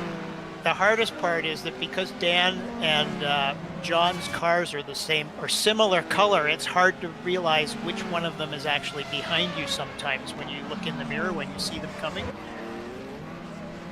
To be fair, if one of them's coming though, it's John or Dan. They're fast. If they're coming up behind you, might as well just get out of the way and save everyone time. Yes, but you have to pay attention. I don't think Daniel spends too much time looking at what's going on behind him, like the rest of us have to. Yeah, there's no point looking behind when you're so far out in front. Dahlgren still scrapping it out with Brian Hall here.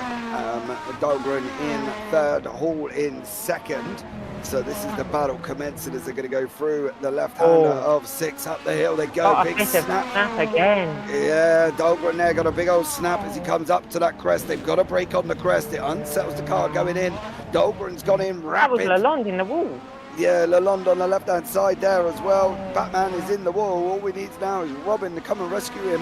And unfortunately for Gilles Lalonde, it looks like another horrid day here at Laguna as these front two in the LMGT1s do battle away. George Angelidis out in front by 5.5 seconds.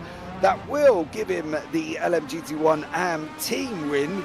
As he said, he only had to score 8.5 points, and well, he'll be on for the full 10 here, Becky. Are you happy with second place for that one if George just goes out and wins it like that? It can't be helped, really.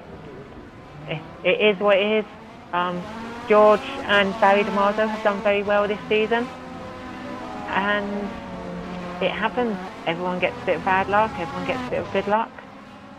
So I think it's a well-deserved win by them, as long as George takes it. All he's got to do is not crash out of the race now.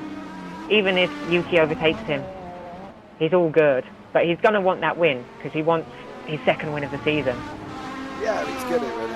For George, it will be, a big thing for him here as well. Adrian Rice on the bottom right-hand corner there has come out in front of Borman, and Borman did set the fastest lap of the race for their class on a 1:24.028. Paul and Dahlgren. Dahlgren's got it wrong. Oh, rear left on the gravels. He started braking, and unfortunately for him, that Toyota did not like that whatsoever there as well. Stephen, a very tough one for Dahlgren. Big snap on the brakes, braking on the gravel, and that was the result. He managed to hold on to it, but we can only safely say he's there a very down the lucky inside. boy. Oh, it's going to go! Stuck his nose where it did not belong there, and he almost paid the price. Yeah, he did. It was almost a trip to the plastic surgeon for Brian Hall with a new nose job for Dahlgren. I think Magnus was ahead of Brian before the pit stops, to be honest with you. So that's where Brian's fuel consumption strategy probably played to his advantage. Well, they're side by side at the moment, going out of turn 2. Now they're coming through 3. Slide from Byron, that's it. Yeah, Dahlgren's got the inside line. Putting him all under pressure here as well. As he does come through, gets the job done. Magnus Dahlgren does finally make it through over Brian Hall. So a great job from him. We're going to see, I'm sure that's not going to be the first time these guys are going to be going side by side. Through turn 5, they go up under the bridge. They've got to dip down there as well, as we've changed pictures to Felipe Enrique. Here, and once more, Felipe sitting in 8th. He's got Jason Whitehead closing him down, of course, once more. So for Felipe Enrique, he's going to have to be ears to the floor and eyes in the mirror and making sure he keeps that car on track, that Porsche 911 GT1 here in that Red Bull liveried machine. Wonderful looking car. Once more, some great paint schemes going on throughout this series. Don't forget, guys, the announcement for the historic year will be made at the end of the race. So stay with us. Trust me, I'm as frustrated as you are, because I would have loved to have seen it a little bit earlier. Yeah, Ben Borman there, unfortunately, with Adrian Rice is going quicker, as I've just been told.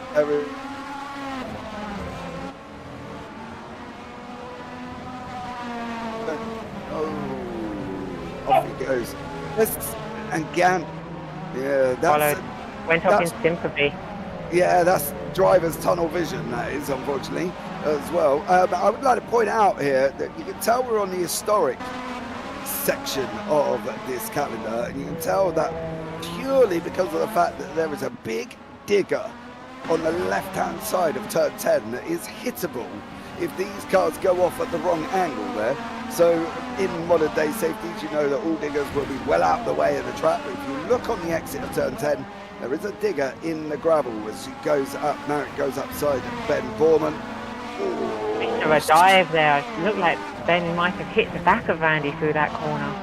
Yeah, Randy was very slow on the exit there, and unfortunately for Borman, he didn't really have nowhere to go. He's just locked up the brakes and then tried to get away as he come up over the hill again, onto the brakes once more. Marek makes it over there. What about Borman? He makes it over on that Marcos. But if you stay on board here, as he comes through turn 10, if you look on the right, and okay, go to a replay on that one. So we'll have a look. What is that? Was Borman. That was Gant going past Borman. Yeah. Borman then probably running wide out of 6, manages to hold on to it there, as well as he starts going up on the hill into the corkscrew.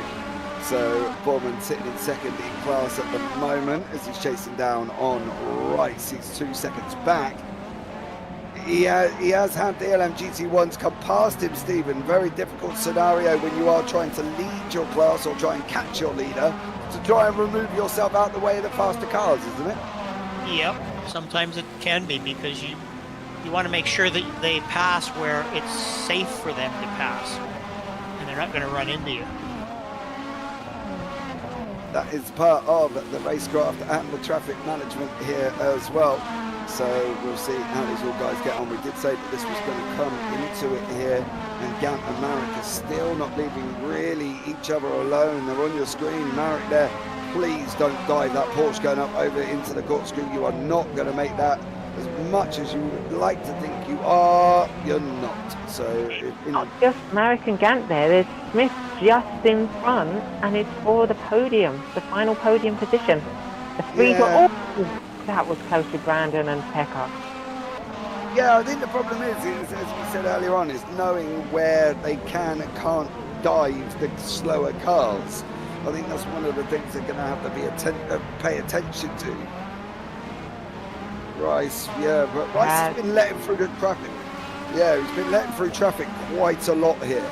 So he's been letting through traffic a lot, as Borman is doing the same with the 111 machine there as well. And through he goes. And John Ewan trying to make sure he doesn't get lapped, isn't he? Yeah, he will be though. Kirby's just literally there. I think that's the worst thing, isn't it, Stephen, when you're being lapped by your teammate? Yeah, but you let them go because they're your teammate. Oh, not John. John races. Uyan does not want to let Kirby lap him. I've seen it in a Oh, few no, races when I've been around Uyan. He'll suddenly pick up the pace. As Kirby comes to lap me, Uyan was just in front and then he just zooms off. He finds another level when Kirby's there. When he sees him in his mirrors, and that's it. He goes into 11. And he is gone. So I would expect Uyan to really go fast now. Well, we're going to find out how he's going to work that one, as Kirby does manage to get through before the corkscrew. AJ Rice does not manage to get through, and it's got Borman there right up behind him. It's Borman literally sniffing the fumes coming out of that Viper here as well. The Viper does finish it. Yes, they let him through. He's not letting him through. Here comes Ben. Oh, no, you don't even want to get me started on that one. Come on, dear sir, remove yourself from the equation. Come out the way. He's only doing what he's told, which is keep your racing normal racing line. Now listen, He didn't fight. He didn't fight. Look, see, there he goes. He's letting the send Foreman through. He didn't fight. I get the Formula One blue flags, but it's not about that. It's not about that. It's about the fact that he's not actually racing anybody. He could have made that overtake on that straight so much easier. Come out to the final corner, go left, slow up, let them go through. Don't run him down into the corner. I know George has got this thing about how he should go in deep and then allow the car through and everything else, but you just, no, as that's Jules Lalonde again in the Batman Panos there, going off the circuit as well. Come on, and through the corkscrew, too much gas on the pedal. No, don't even go there. That could have been done easier, a lot easier. Absolutely, but he didn't have to. And he did what he was told. Yeah, but he's not racing anybody. No. We all race the track every lap. Yeah, no, I understand that, and this could, I could be here all day with this. Welcome into the James Parfitt blue flag rant, Stephen Miller. If you've not listened to it before, you're going to hear it firsthand now. You're going to hear it right now. There's John Uyan with Kirby with blue flags. Yeah, but they're teammates. They're allowed to go fight because they've got the pace with each other. But, for who was that? Pika, he just hasn't got the pace. There was no need to be there. Lift off on the straight. Same thing here. Let him go through. Gant and Schultz.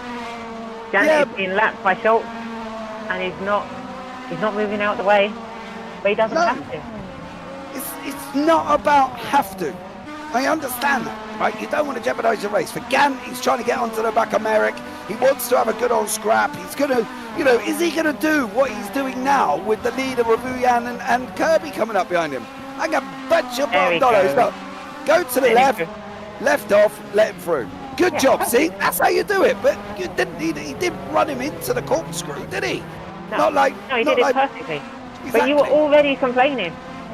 Yes, I was, but Pika didn't do that because I was already on the run from the last one, Picky. That's it, I quit. Who brought these two drivers into the booth here, Paul? Help me out. Oh, lock up from Rice going through the corkscrew. Oh, I don't know. As we get back onto the action, Rice and Borman on the right-hand side. You've got Uyan and Rice has gone wide. He's not going to make it.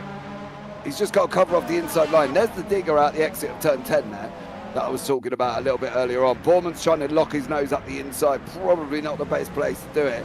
Surely, Stephen, on this side of things, coming out the final corner, what's the best way to go for Rice? Has he got to be looking at covering off the inside line or covering off the wide line? Ben's trying to make him force an error. That's what he's trying to do at the moment. He's trying to get close enough that he puts the pressure on Adrian to force an error. And that will be his opportunity. So Rice just has to drive his normal lines. The moment he starts defending, this track hasn't got a lot of grid. It's quite bumpy because it's the old unresurfaced one. He knows Rice will make a mistake because most people would because it's hard. So Rice just has to stay on his lines, and I don't think Foreman will be able to get past. That Viper rather has a lot of grunt, but he's gone wide there, letting Villeneuve through. Foreman's got him. Yep, see here I think he's got him now. Yep. Yeah, but Rice has got some pace. Guys, let's not forget that. Rice has got pace in that Viper. He's had a few bad laps letting the faster cars he almost through. Touched him there. He's going to punt him now.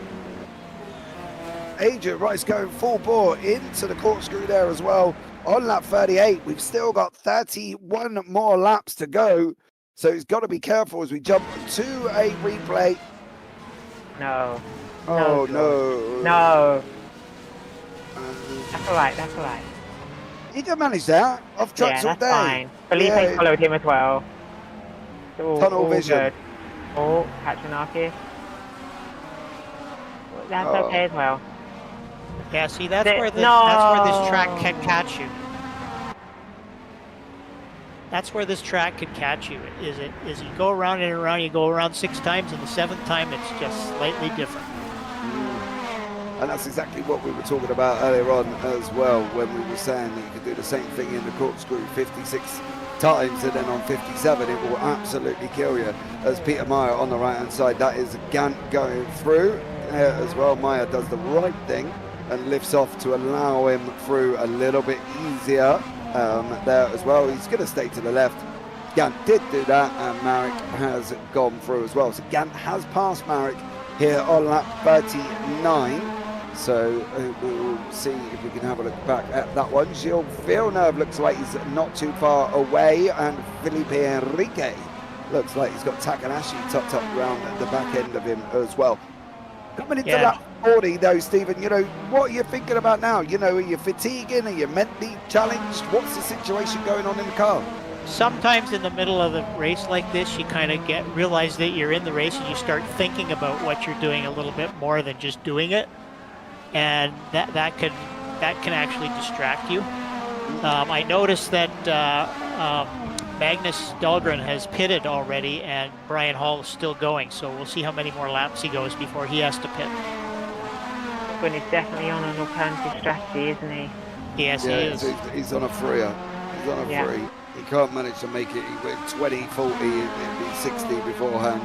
Kirby there in the background, as you can see, with John Uyan still as well. I'm hoping that Kirby has got through. Either that or Uyan's doing the same pace and not allowing him through here either. So I won't get started on that one. But there we go. That's some interesting fights slowly starting to boil. The kettle is being boiled. We're just waiting for the whistle to go off at the end before all of these cars start coming back together after these pit stop cycles here as well. Timon Suvic closing on Brian Hall. Literally for Suvic last time out, 1:21.7 for Suvic and a 1:23.6 for Hall. So 2 seconds for Suvic. Can he do the same thing again and close that gap down even more? He's got 1.6, so if he could do the same thing again, he will literally be on top of Brian Hall by the end of this lap. But as you can see in the bottom right hand corner, you've got the 2 CMS pros of Uyan and Kirby scrapping it out. Kirby really just probably wants to get past Uyan. Got Uyan behind Schultz. Yeah, Uyan closed up. That's one of the reasons he's not letting Kirby through, because he's got that battle for fourth. I believe you're probably right, but I think from Uyan's point of view, it gets to a point where surely you have to make a decision on what you're going to do here, especially if you've got your teammate behind you. But then again, for Kirby, he's already won the championship, Stephen. Does he need to rush these moves? Daniel races the track every time he races, whether he's, no matter where he is. If he's way out in front, he's still racing like he normally would. Just because he's far out in front isn't really part of what he's about. It's about the perfection of the run. Oh, Kirby's finally got Uyan. Uyan went wide, and he just let Kirby through. Yeah, but I think that's probably a sensible thing, isn't it, to be honest? The last thing you want is to take the leader out of the race for John Uyan, even though Kirby has wrapped up the championship and did so last time out in Miami there as well. Brian Hall still being chased down by Sulik. Sulik's now within touching distance, half a second here. He's got to get that hammer on. Why is it, do we think, those Stephen, as well, that when you see the car in front of you challenging, you start going a little bit faster than normal? Well, your adrenaline comes up, and you're anxious to demonstrate that you've got the pace to get by. Oh, that's Smith off, isn't it?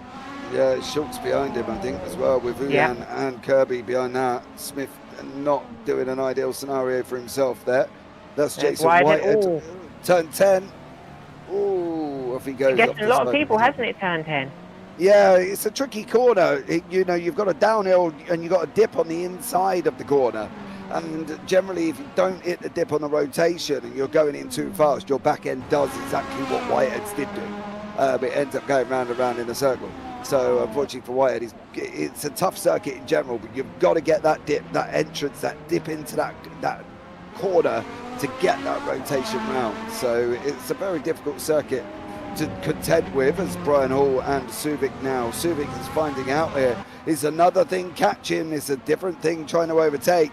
He got into that dirty air. He's now sitting about 7 tenths back after coming down to almost 4 tenths, pulling out time on Hall as well, but he only got 2 tenths on the last lap for Brian Hall. Over Brian Hall did team on Subic, so there you go. Nice gap closure, but not quite enough to make the difference on the right hand side there as well. I believe that's John Uyan here, and Uyan Schultz has got Schultz behind him once more, and Schultz now trying to, yeah, and they're trying to go through past Ross Smith here as well. So battle still going on here, Becky, as well. Some interesting fights. How do we think is coming into the last 27? I think Subic is going to be desperate to get past Hall, and he's going to have to really, really put in some hammering good laps when he pits. And I think that's going to be the easiest way to get Hall. Hall's just doing his thing. He's probably already seen now. Subic's been behind him a few laps. Subic can't get him. So all Hall has to do is carry on doing his thing and hope that the extra fuel saving, the shorter stop, is going to bring him out in front again, and he'll carry on doing his thing again. It's very hard to get past someone on this track. You have to be about 3 seconds a lap faster most of the time. Yeah, Brian's already gone 4 or 5 laps ahead of when Dahlgren pitted. But Dahlgren is on the alternate strategy. Very much, he's not on a 2 and splash, he is on a 3-stop strategy. He's the only one on a committed 3-stop. What will be interesting is anyone else going to stop this lap, next lap, the lap after, because they will also be on a 3-stop. We want to be making it to about lap 47. Which is where they're at now. How will it come together at the end?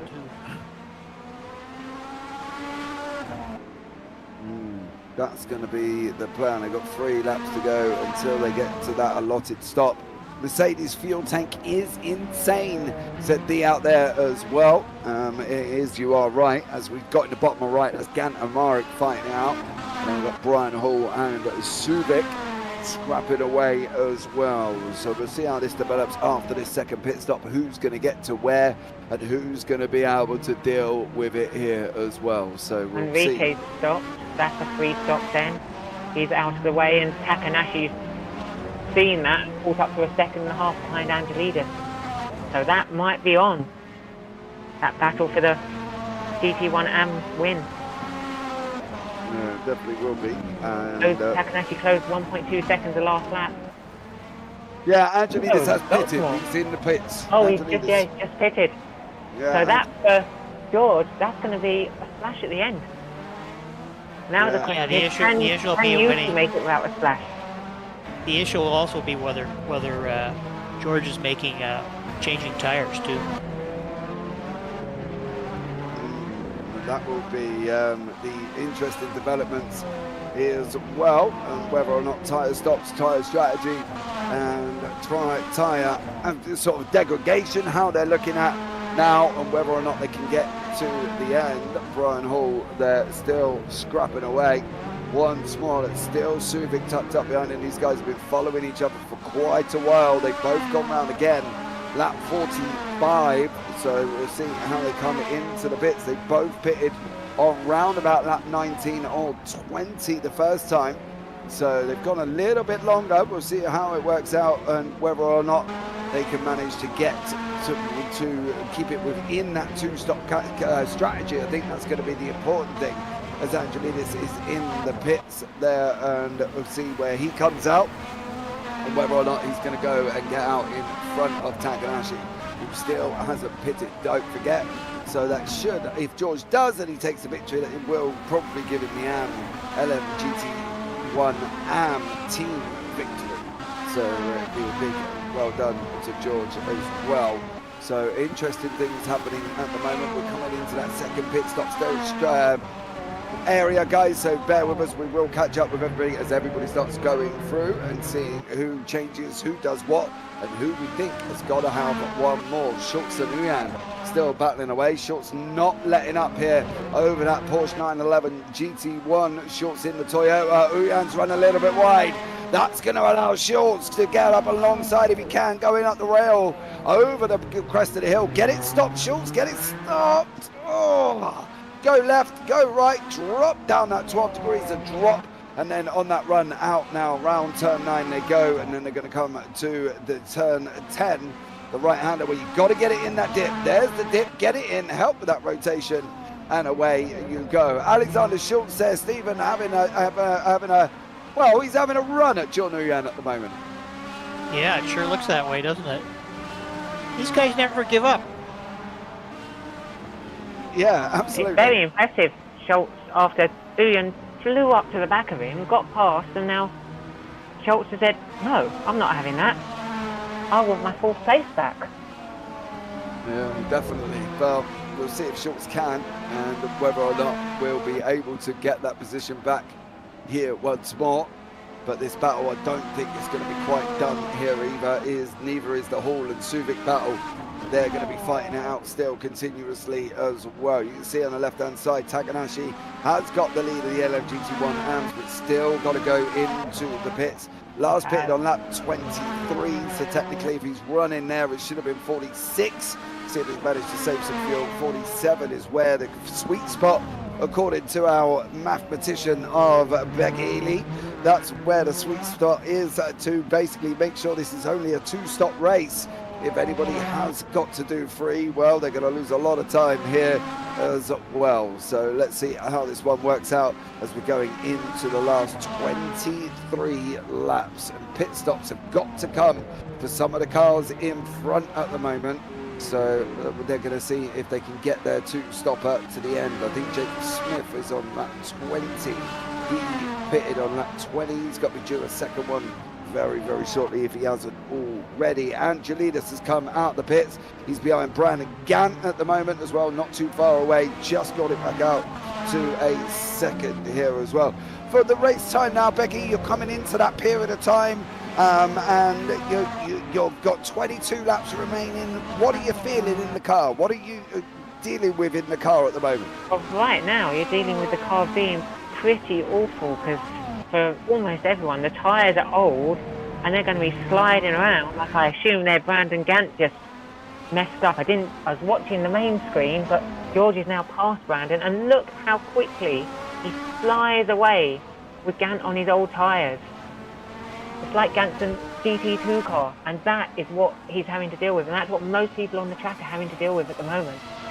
Yeah, I think Angelidis is doing a great job. He knows what he needs to do. He's going for it. He's got his head down. And this is the overtake of Angelidis. Oh, look at that, round the outside. Either Gant just let him through because he's faster, or that was a fantastic move by George.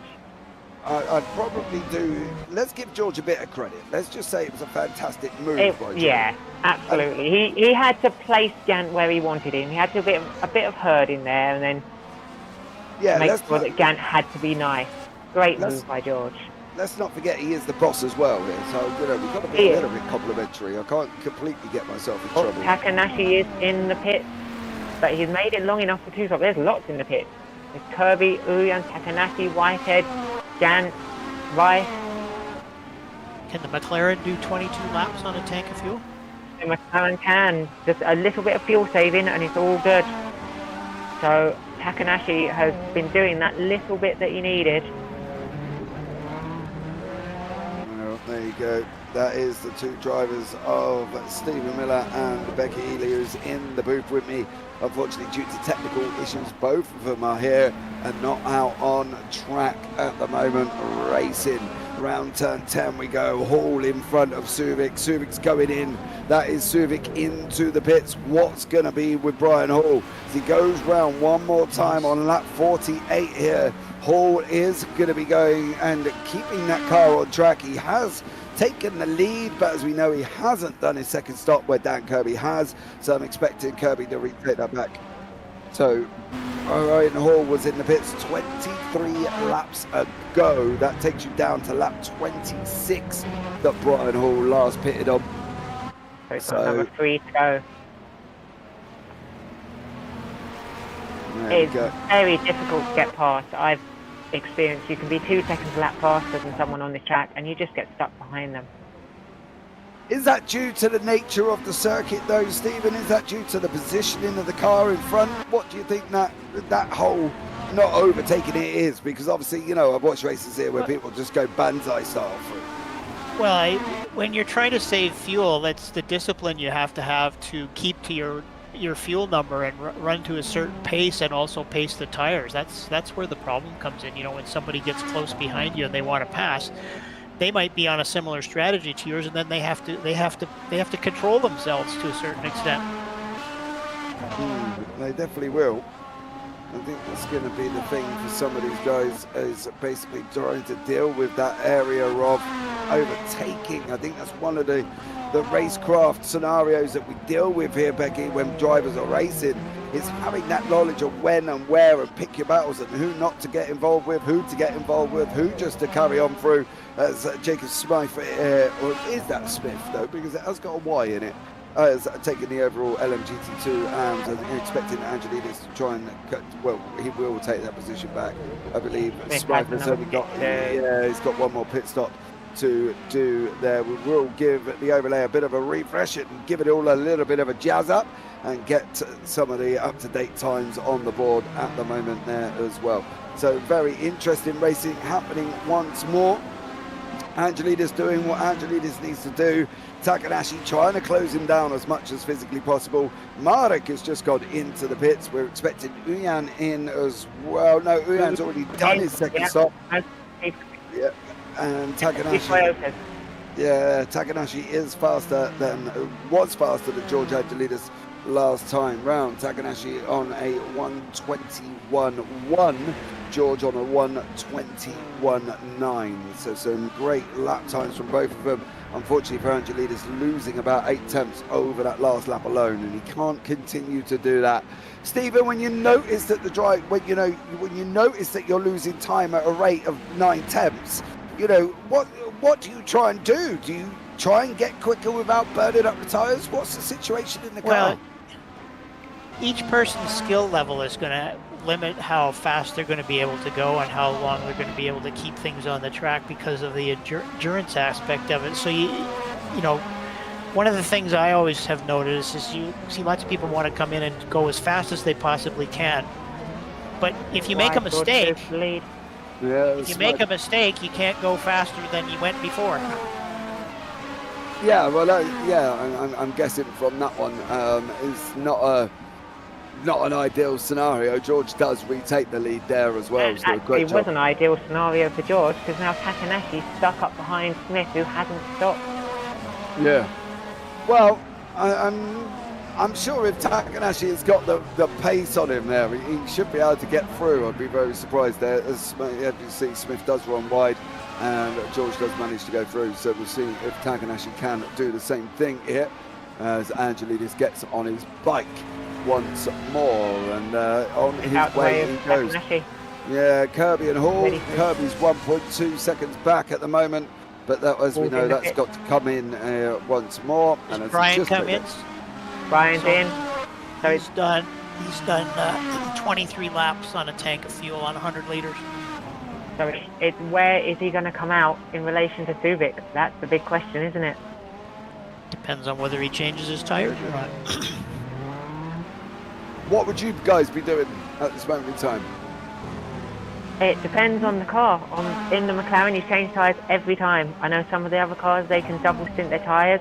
This is the perfect stint, 2 double stint tyres, because the track is rubbered in. The track's rubbering in quite fast, so grip is going to be increasing a lot. So you might see a few people choosing to double stint when and we're getting a readout on Brian Hall's pit time as well, so that'll help us understand whether he's changed tires. Let's see as this one He clears has, up. hasn't he? It's in the 40 seconds already. He's changed tyres. Yeah. So him and Suvic both have changed tyres, because otherwise Suvic would have been already passed. I think, to be honest, that is probably a smart idea here. You know, if they are really struggling here, as you can see, Hall is going to get in front of Suvic. Hall's strategy has worked. Yeah, Hall is going to get out in front of Suvic, and he's going to be on his way around turn one. As Suvic is going to come through. Suvic will have the warmer tyres. There is Brian Hall. There is Ben Borman in the middle. And Hall does make it out here as well. And he does it with time to spare over Suvic. He's got about nearly touching that 3-second mark at the moment. So for Brian Hall, great job. He's just got to get a nice comfy out lap, get some heat into the old wheels that he's just put on, and see how he can get away. And if he can get away, what is he going to be able to do? That's going to be the question. Suvic clears Borman. Borman done. Now he's after Brian Hall here, Stephen. For Brian Hall, he's now the hunted with Suvic the hunter behind him. How do you compose yourself when you've got this scenario, knowing that you've both just done the same thing? It's discipline. Brian's going to put in less fuel too, so that's going to have an impact on how fast he's going to be able to go on those new tires. Brian's going to be happy as a pig in muck right now, because he's just put fresh tyres on. He's got 17 laps to do on a new set of boots. He knows Suvic's already done, what, 6 laps? Something like that, yeah. Holding Suvic off before. So Hall will know in his head he can do this, he's got this. The gap's down to 2.6 and coming down a little bit more each time. This is Schultz still behind Uyan. He's not been able to get past him for the majority of this race. When he did get up to the back of him there as well, Mr. Reese, less fuel. Yep, he did. So Adrian Rice has lost some. He's had a moment somewhere, because he's now dropped down to third. So we'll see. 5 seconds after Holland. Yeah. Well. So the next thing is will Dahlgren take tires, or will he not take tires when he makes his last pit stop? Because that'll have an impact on whether he can catch up to Brian, because he'll go behind Brian when he stops. He will. Well, I'm sure it's not going to be finding out very long, as we've got 16 on the clock here remaining. Short still chasing down Uyan. We've got Hall up to Uyan as well, rather than anything else. Short was a few seconds back, and he's they've been together for quite a few laps now as well, because obviously with Kirby was in front of these or behind these at one point. Schultz was there as well, so they've been at it for a good 10 or more laps now, if not more. That looks like that could be Brown, and Gant has just gone off at the side of the circuit, coming out the corkscrew there as well. So it looks like Gant has lost it coming out the corkscrew. Was it Freddie Hill? Oh, it's Hill. Freddie all those Toyotas. It's trying to catch the liveries as quickly as possible, you know what I mean? And with liveries that that's Ross Smith there. Did Smith just oh, wow. That's surely got to be a deal. He drove it off. Toyota. Wow. He funded it in. The front end got up. He had no corner speed. He had nothing. He went up. That was just too fast. We all know Toyotas can drive through anything. Well, not quite a tyre barrier there, unfortunately for that one. Schultz has now got within the 0.6 mark as he clears Smith and chases still after Uyan. And keeping an eye on the Hall and Suvic. It's now down to 2.4. Suvic closing in ever so slightly. Hall a little bit quicker on that last lap. Suvic now 198, Hall 199. So we'll keep an eye and see if these predicted lap times do come through. And they are as they are, as Schultz and Uyan battling out, going through the corkscrew on lap 55 here. 15 to go. It's going to be fast and furious. You're going to find out in less than probably 20 minutes who's going to take this race. As Dan Kirby out in front doing 1:17s at the moment. And 15 laps to go. If anybody wants to do any maths on that, you're more than welcome on how long it's going to take me as Uyan comes into some back markers. That is Borman and I believe that's Lalonde in the Batman Panos as he goes under the Honda bridge and down through turn 1, the left-hander that they do class as a turn. Some people class it as a kink. Yeah, I don't think that's really a turn, as Borman does get out the way here as well. Well done, Ben. That's how you do it there, and when you're under attack from faster cars, Becky. It is, but again, I think that was a bit of, there's two cars fighting, I've got a nice little lead, I'm going to get out of the way. If Borman was still fighting with Rice, I don't think he would have let him through there. He would have made them work for it. Yeah, that's oh, that was close with Lalonde. Yeah, Lalonde just locking it up there, getting it all wrong as well, coming out of turn 5. Unfortunately for Gilles, he's gone round. Kirby's gone and done this. Well, he's decided that now would be a good now would be a good time to go and set the fastest lap for Dan Kirby on a 1:17.829. Penalty for hell. I'm probably speeding in the pit lane or probably trying to commit suicide by dangerous driving, as he went and funded it into the tyre barrier there as well for Freddie Hell. So 2 battles we're going to keep an eye on. Hall and Suvik, and this battle with Schultz and Uyan. Who's going to come out on top? Suvik's taken another couple of attempts out of him. And Yuki's catching George. This could be a fiery end here, Stephen, to the end of this race. Yeah, it is. Yes, he is catching. He's kind of stabilized around 3 seconds, 2.8 to 3, depending on where they are on the track. I think Takanashi has realised probably straight away, he doesn't actually need to catch George. George should be free stopping. He's got a splash to do. So I don't know whether Takanashi's going to be pushing like crazy to catch up or just sitting there going, I think he's got to stop again. The problem with thinking is presumption is a wonderful thing. It is. We know the Ferrari drinks fuel, you know, like a fish in water. So it may be the case, but as George has been deemed previously in the past, he does just go full metal, you know, pedal to the floor and see where he ends up. Dahlgren's in the pits. In the pits, he has come out behind Hall and Suvik. So Dahlgren into the pits there, as is Smith. Smith still in the pits and has been so far.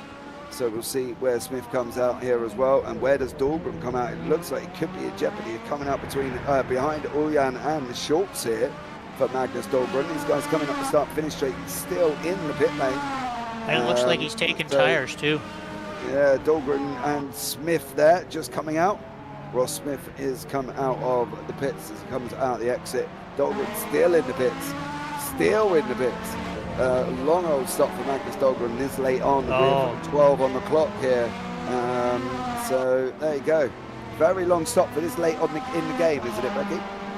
It is a very late stop. Dahlgren's gone with quite a strange strategy. I do wonder whether maybe he misfueled at the start of the race or something to go on this strategy, because that Toyota is quite good at fuel saving, as we've seen with the GT1 AM cars going very long in their stints. So and Schultz has also done a 2-stop, so it's very strange, and Suvik. It's very strange that Dahlgren's really committed hard to this 3-stop strategy. But I reckon he's got a pair of softs on, and he is now going to be putting in 12 qualifying laps. So it could be interesting to see him zoom up to the back of Uyan and Schultz here, who are currently getting a bit held up behind that marker. Who, as we know, would have been a good idea to go left and let through. But hey, absolutely, they're through now. We'll just run them into the last corner and cause a whole load of jeopardy by putting yourself off the side of the circuit. Well, you know, if that's the strategy that apparently is supposed to be done, well, I kind of somewhat argue that that's not the easiest way of overtaking a back marker, where you could have just gone to the left, lifted off, and had done with it, as you're not really fighting anyone. But hey, that's just me. What do I know? Well, I assume you know quite a bit from watching all this racing. Well, yes, the difference is I do know quite a bit, and this is why people don't see why I get quite frustrated when I see things like that. Considering the fact that, you know, there was a straight, you're not really racing anyone, you're 20 odd seconds behind anybody. Why go and run him? Oh, there goes John. Oh, he's off the had a big oversteer too. Both of them slapped together there. Uyan kept it on track. Uyan and Schultz Short's got a little bit out of control. Now he's got to go on the brakes. Leon's hit the wall. Yeah, we think. Did he hit the wall though? Because it did look like a Yeah. little bit of a weird one. Yeah, he hit the wall. Oh, Uyan. Big slide. No, I There couldn't we go go. at that moment in time as Oh. well. So, he did go and punch it into the wall there. Yeah, unfortunately for me. Yeah, you'll see the balance at the end. I Yeah, imagine he'll be crabbing now with that hard hit. Yeah, unfortunately the picture went a little bit blurry at that moment of impact. So,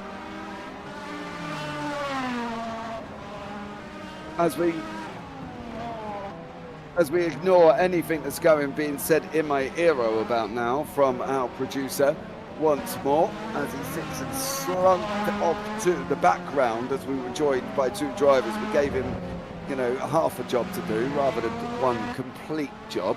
So I think it's a job and a half, isn't it? Just running the broadcast on our Factor 2. No, And he's been watching the two fights at the same time. With the temperamental Factor 2, he's done a great job. What you don't also understand of this one, Becky, is he's the only one that has managed to obviously have a break during all of this. He's gone off and got That's himself. called work-life balance, isn't it? Oh, is Good it? on him. All right, Yeah. then. You two crack on. I'll be back in a minute as we've got 9 laps to go. You know what I mean? Enjoy your tea. You're giving him far too much credit here, Becky. I'd like to point this one out to you. His ego will be so inflated, I don't think anybody's going to get him out of his house. So Racing runs on ego. You've got good ego, you race well. He'll take that ego into his next race and he'll fly. Well, he don't choke like he did in the last one where he qualified pole, finished second. So, we'll see how he gets on. Sorry, Paul, I had to get that one in there. Is that Kirby? No, Kirby's not. Kirby is No, it's down just- to lap 4. It's John Uyan. Basically, Kirby's pretty much lapped everybody. apart Kirby from is Brian lapping Hall. Hall. Yeah, Kirby's lapping Hall. Yeah, he's lapped everyone. That's incredible. He's lapped everyone with 9 laps to go. No, he's still got Hall to lap, but he's right behind him. Yeah, well, he's literally going to get past him with, 8 laps to go if he doesn't There do he it. is. There he is, look. Lapping the entire field. Yep. That is something else, isn't it? I told you, the guy's he's just literally an alien, isn't he? Yes, but if you're really thinking about your race and your fuel consumption, you'll kind of be counting on Kirby to lap you, and then you have one less lap to go, and you put less fuel in, taking that into account. That is what allows the McLaren to two-stop a lot of races. It's being lapped. Without being lapped, the McLaren wouldn't make a two-stop in a lot of races, even with fuel saving. So that Kirby factor really does play into strategy. But here comes Dolgan, up the inside. Is Uyan defending? Uyan's turned in! Oh, more collisions for Uyan. I think Dolgan had the bike to the space there. I don't think that was a late dive, I'm not sure. It wasn't ahead, but he looked alongside. Is he alongside Uyan's door? That's the important thing. And you say I talk a lot. Have you heard Becky in the booth at the moment? Here. He is alongside. Yeah, he's alongside. The door. I even agree, and I don't often agree there as well with that, but he was alongside there. He did have his front wheels on the door of Uyan, so, give him room. Deserving there as well. Brian Hall's just probably gone a lap down about now as well, so that's pretty much the whole field, a lap down, lapped by Daniel Kirby. So, good job from him. I'm not seeing Hall as a lap down yet. I think Hall might be trying to hold him off. Hall doesn't want to get lapped. But Brian Hall, it doesn't matter whether Kirby gets past him or not. For Kirby, it doesn't matter. Hall wants to not be lapped. Oh, Brian will get the bit between his teeth with something like this. Me personally, Look how cleanly Kirby gets past him, whereas Brian had to do a bit of a dive. Kirby just cleanly Times around. it. Yeah, he cleanly times it.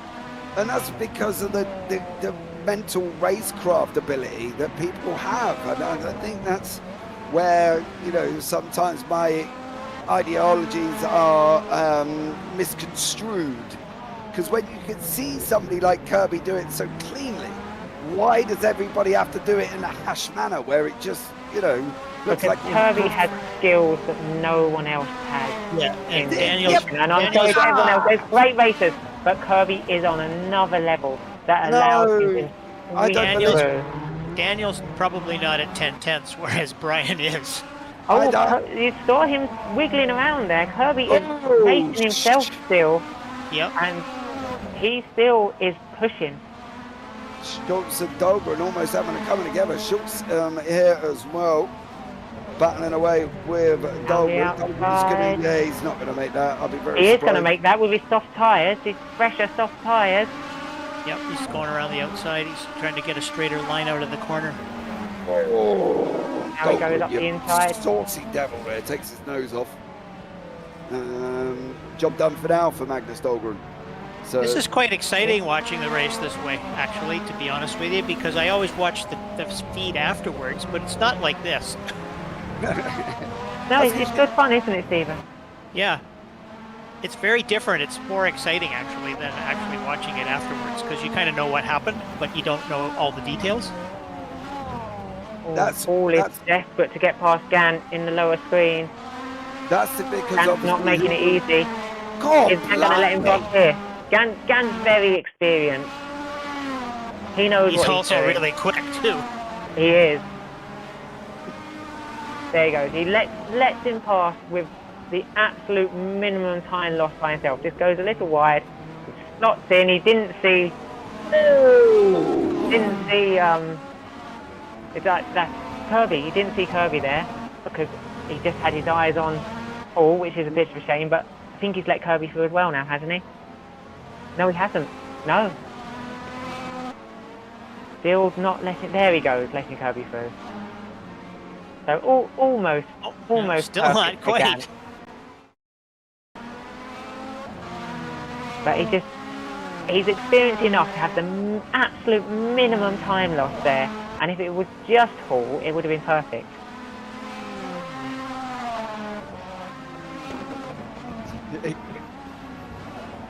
Definitely, I fully agree with you.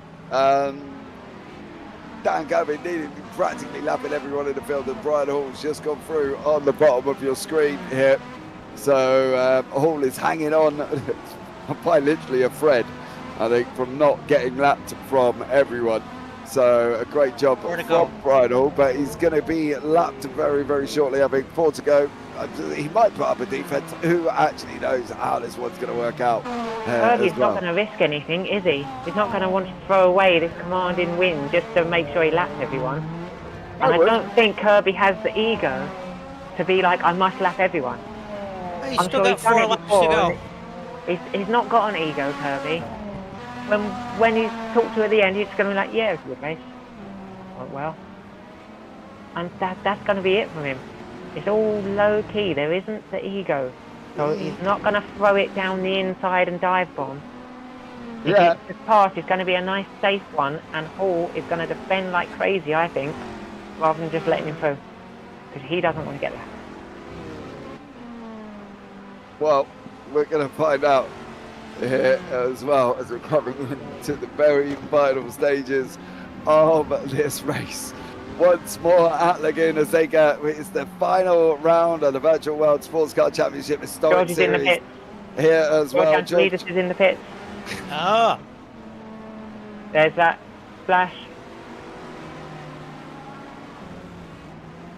Takanashi can cruise to victory. 2 for 2 for Takanashi. Yeah, but it won't be enough to beat George in the team championship though, really. No, it's not. No. I needed to be in that race. If I was in the race, that would have been the team championship for us.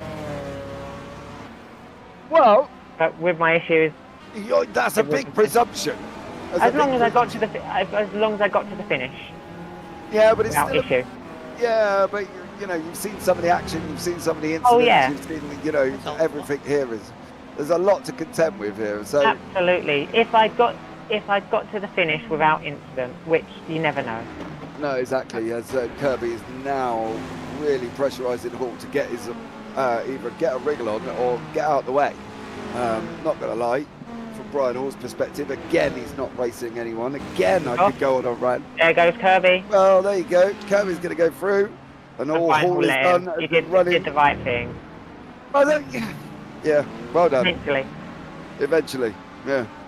And jeopardised his race in the process, trying to stay ahead by running out onto the gravel, which could have caught the car and spun it round as we saw earlier on in the race, and then he wouldn't have finished the race at all. But hey, what do I know on lap 67 after sitting there for over 2.5 hours already? Nothing. The racing driver, he doesn't want to get lapped. So he's going to push like crazy to make sure he's not lapped. There comes a time in a racing driver's life where you can just suck it up and not do something like that. What would he have done then if he'd have put it into the wall and ended his race on lap 67? He would have been sad, but he would have said it's work and not try and not get lapped. Because that is racing driver's mentality. I don't reckon that would be what he would say. He'd be gutted, but he would, if you ask him, would you do that again? He'd go, absolutely, because I didn't want to be lapped. Well, Brian would be quite frustrated because he frustrates easily when things go wrong. Yeah, but, you know, coming up. Masters of your own fate as we go. Yeah, it's easy to replay. get frustrated easily when stuff goes wrong, especially when you've been doing really well. Yeah, Smith turned and doing a 180 in the middle of the track. Please tell me you come on cleanly. As he comes through, he's going to hit that gravel in, just misses the wall, managed to get that car stopped there on a knife, so well done to him. Lets all the cars go through, and that GT1 spins round and gets on his way. So good job there as well. That's Gilles Lalonde again. Unfortunately, I say again because it's not the first time we've seen something with Gilles happen, unfortunately, throughout this race for Lalonde. So there we go, that was a quick fire session of the podium for Smith. Yeah, quick fire session of right.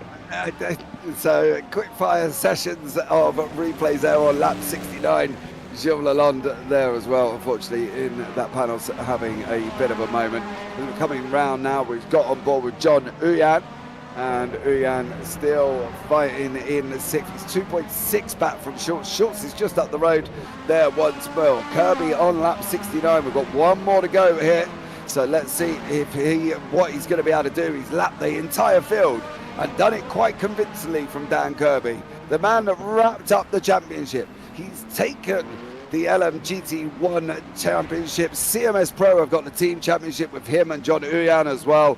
It is a double for Dan Kirby, and this will be no more here once more than, I think this is his 7th win in a row now, and it started a long way back, all the way back at Dijon, and he's gone Dijon, Hungaroring, Suzuka, Donington, Austria, Miami, and it's looking more or less that he is going to wrap it up here in Laguna, bar any issues. Ben Borman now as well on the bottom right as we switch back to Kirby, who's coming up to lap Adrian Rice in that Viper as well. For Rice, he had good fights with Borman all the way through, and unfortunately then just lost that bit of time, and unfortunately has lost the lead of the LMGT2s for Rice. So a tough race for him. He was up in the fight.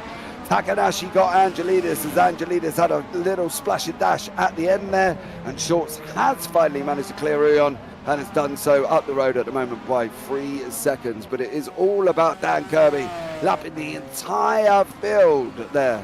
Entire field.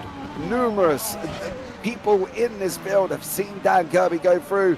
You can see some of Felipe Enrique 2 laps down, Wouter de Bruin 3 laps, Gilles Villeneuve 5. You know, we've even got Kataranakis, who's 8 laps down. They've all seen Dan Kirby go past them, and unfortunately for them now it as well. But Dan Kirby comes around turn 10 for the final time. He's on that Porsche, he's in that Porsche 911 GT1, puts it softly on the brakes, round the final corner, gets the wheels and puts as much power as he can. He comes over the line, the man that is victorious in the GT1 Pros. He's done the championship already. He done the teams, and he did manage to win in Laguna. 7 in a row for Kirby. Brian Hall comes over, takes that second place as well. Timon Suvic will come over the line in third. So a great job from him. Ben Borman, you can see just coming up to the corkscrew on your right-hand side image there, as Takadashi's going to come over on the line, and he's going to come through as well. So great job from Yuki. Takes that victory in his class with George Angelidis. There's Schultz coming over the line at the moment. So Alexander Schultz does a absolute stellar job. Cleared John Uyan, who've come over the line in 6th overall. So great job from John Uyan. And there is Takadashi coming through the final corkscrew. Ben Borman on the right, he's going to get done in his class. Well done to Ben. He takes that victory ahead of Adrian Rice in the LMGT2s. And Takadashi comes into turn 11. Onto the brakes. Round he goes for the final time. Yuki did what he needed to do. George Angelidis still managing to take the team championships. So Scudiera there takes the team championship. Takadashi finishes another great race from all of these guys. Some great epic action coming in. Stay tuned now, because the moment is coming. The results are on your screen. Dan Kirby in first, with Brian Hall in second and Timon Suvic. That's the 1-2-3 in the LMGT1 Pros, with Magnus Dahlgren, Alexander Schultz and John Uyan. Yuki Takadashi takes it in the LMGT1 AMS. Jason Whitehead in the middle. George Angelidis, a great run, finishing in second, and Felipe Enrique there in 10th. As we move on to the next page.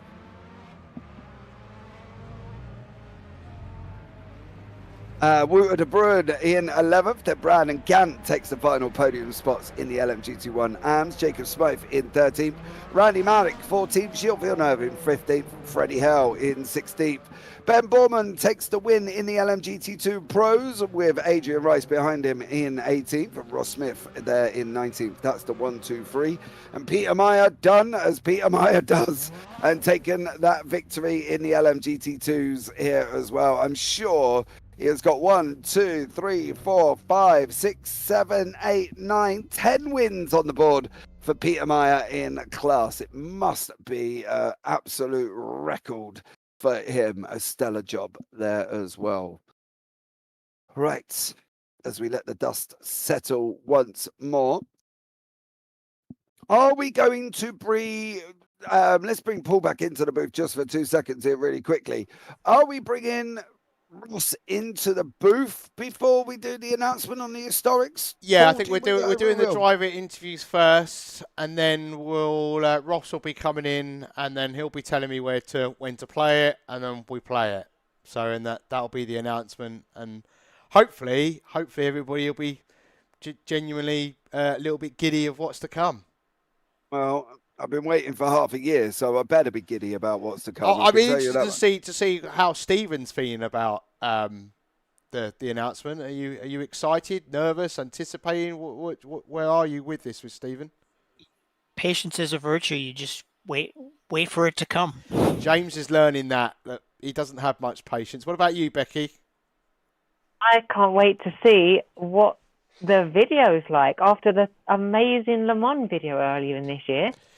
So are you going to get your Lotus, Becky? We'll have to find out, won't we? Yes.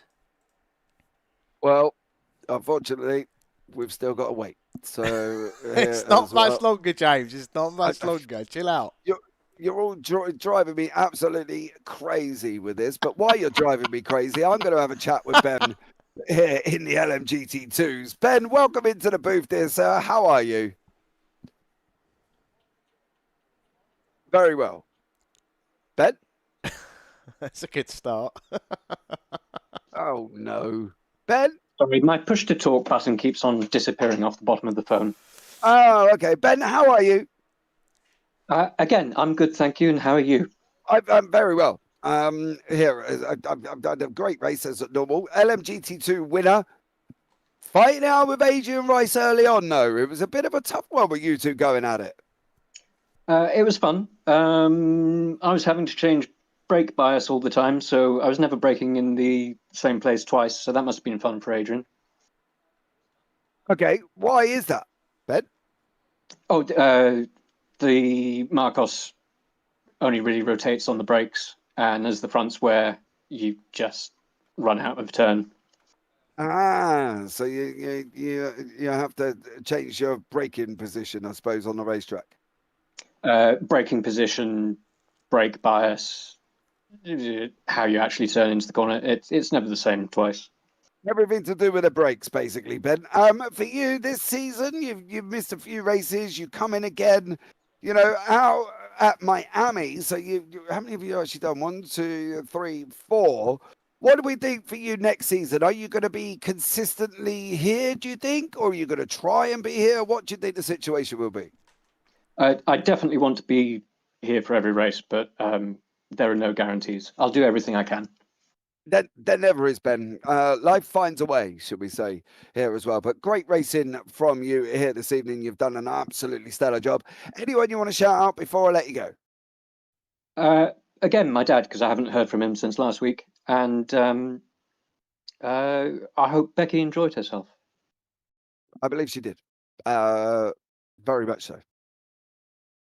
So, Okay. well done. Ben, thank you so much for joining me there, buddy. And I'll look forward to catching up with you soon. See you around. Take care. Right, let's start off. I want to have a chat with Yuki Takanashi here as well, who's come in to the booth, your LMGT1 winner. Yuki, well done to you, sir. How are you? Hello, how are you? I'm very well. Oh, sorry. Go on. I didn't realize you guys can push me into the broadcast booth, sir. Did you not want to come in and talk to me, Yuki? No, not really. Just joking. Don't worry about it. You wouldn't be the first one. You know. No? No, Ross doesn't like it when he comes and talks to me either every single week. You know what I mean? You know? That's just Ross. Yeah, I know. That's just the way Ross is, I think. You know what I mean? How you doing? At the end of the day, you know. Listen, for you though, you know, you wrapped up the win here today, and you did it, you know, really well. You didn't get the teams. I think Momo have still come out on top on that one. So, Oh, no? but how were you for the race in general? How was it from your perspective? It was really tough. Covered in sweat right now. Nice. I wanted to do at least, well, give George a hard time since it's the last race. Sorry, Becky, we couldn't win. What happened to you? Issues with my steering wheel, so I couldn't do anything for pits. So with R Factor 2 deciding not to give me any tyres for pits, I couldn't do anything about it. Oh well, there's always next season, eh? Yeah, there is. You're right. There is next season. We will find out what you know what the year's going to be here, Yuki. Do you have any suspicions what the year's going to be? Not really. I'm an engineer, so we don't, you know, assume things. We calculate things. I don't know, but I'm still looking forward to it, whatever it is. It should be good. For you next season, are we going to see you more regularly? I don't know. It depends on my business. So, like this season, much of summer I was away up in New York, so I missed like 3 or 4 races in the. It wasn't the classics, was it? It was the modern series. But don't know. See how it goes. Awesome stuff. Well, Yuki, thank you so much for joining us. Anyone you want to shout out before I let you go? Oh, just everybody, really. We have so much fun here, and yeah, you guys for putting on a really fun show for us, for everybody. So thank you, and no worries. Happy holidays, everybody. Yeah, happy holidays to you, dear sir. Thanks so much for joining me, and hopefully we'll see you on the track more regularly next season there, buddy. But look forward to having a chat with you as always.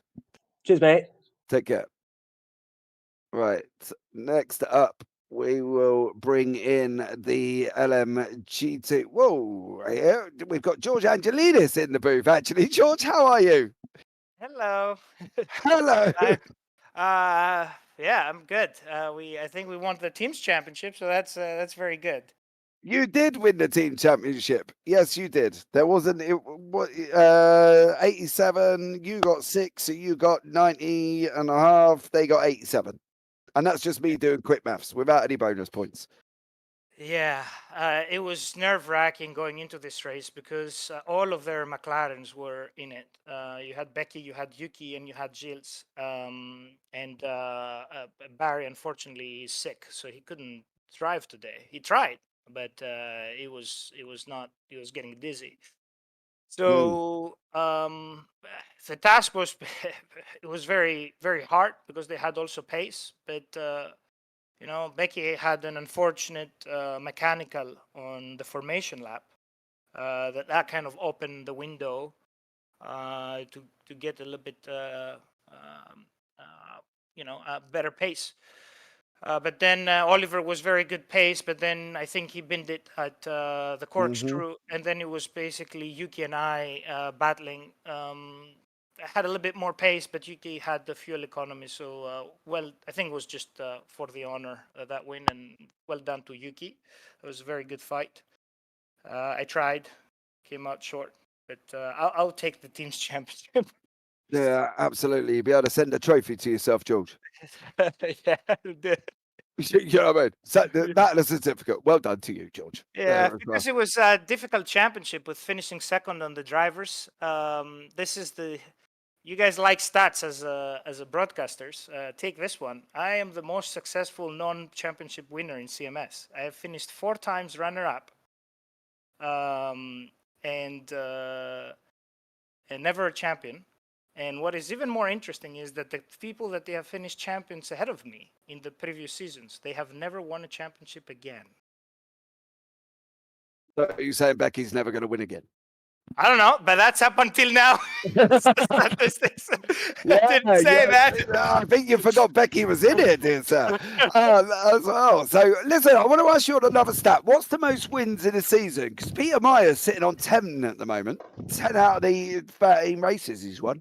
Oh, that's a good one. I have to look at that, but I have to believe that Kirby has surpassed that. No. No. No. No, he's got 1, 2, 3, 4, 5, 6, 7 this season.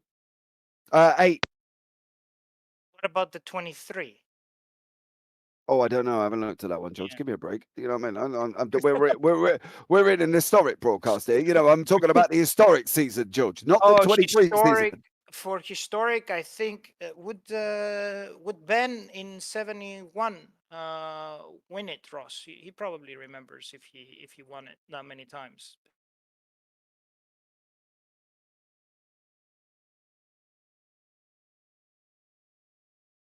So much. We need to get on and get Dan Kirby in, and then we're going to do. Oh, when Ross stops blowing him hero. That's okay. Oh, okay. Discord cut out there as well, so I didn't hear what Ross said. Ross, did Ben Borman have more than Peter Meyer? No, he had 6 on 71. So there you go. So Peter Meyer could be holding the record on 10 wins in a season then. He might. Yeah. Awesome stuff. Right, George. Yeah, clear, he is at the moment. George, you stay in here because we'll do the reveal in here. But thanks so much. Anyone you want to shout out before I let you go, George?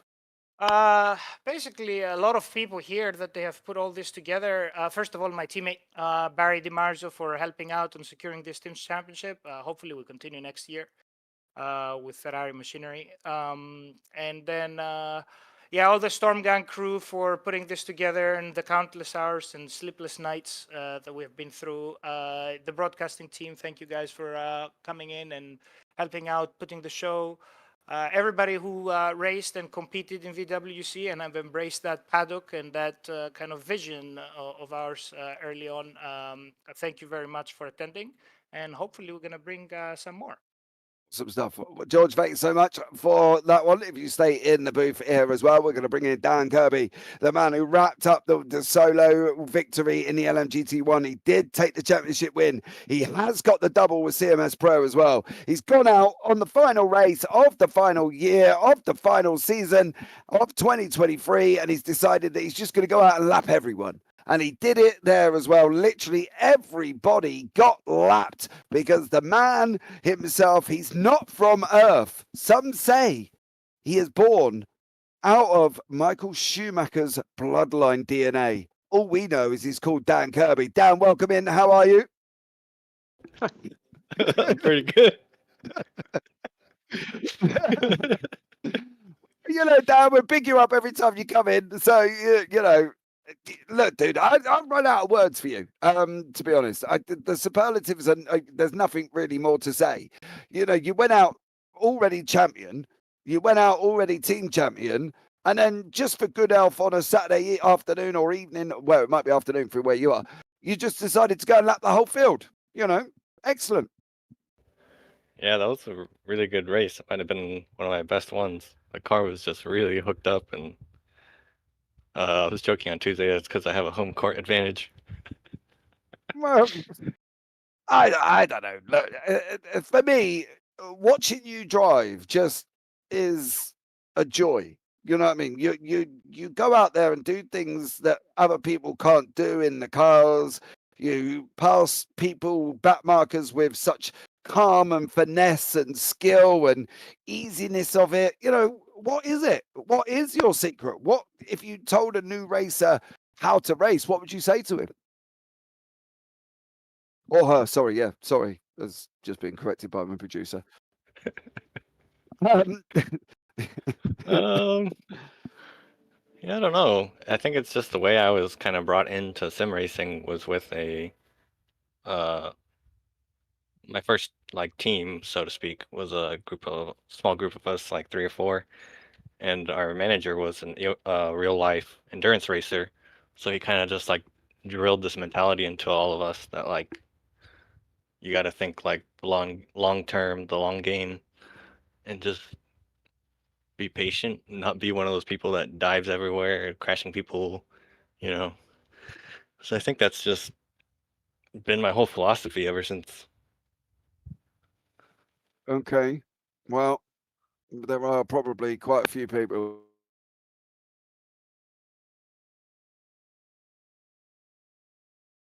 You know, I think at the end of the day, at the moment, Dan, for you, you know, you can go to sleep a very happy man. You're going to find out what well, you already know because you're a tester. That's a little bit unfair, to be honest, because I don't even know and I'm in the booth. Yeah. Yeah, not happy about that. But, you know, we'll have that discussion with Ross and George after this one, Dan, as well. Listen, but, you know, it's a pleasure to talking to you because there's just not really a lot I can say, you know.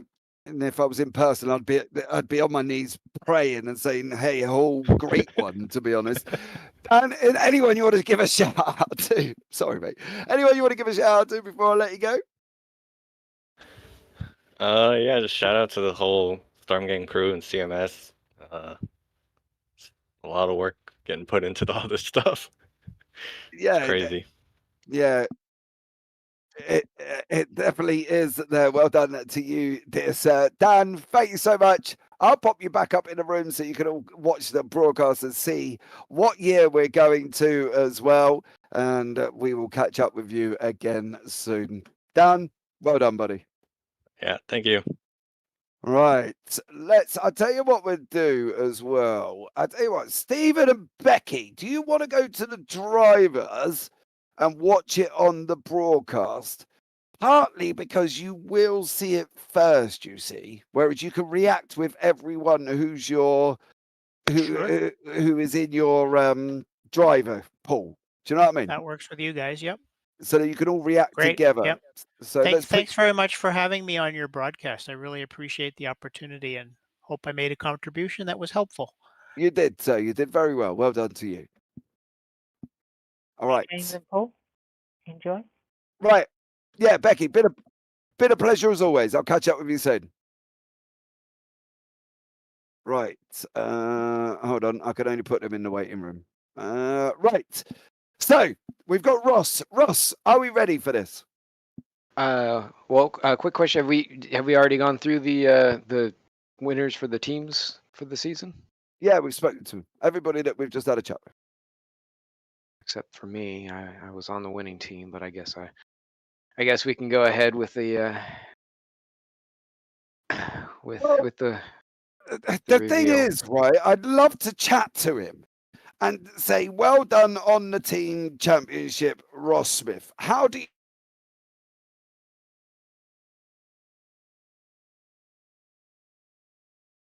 Ross, Yes. how do you feel?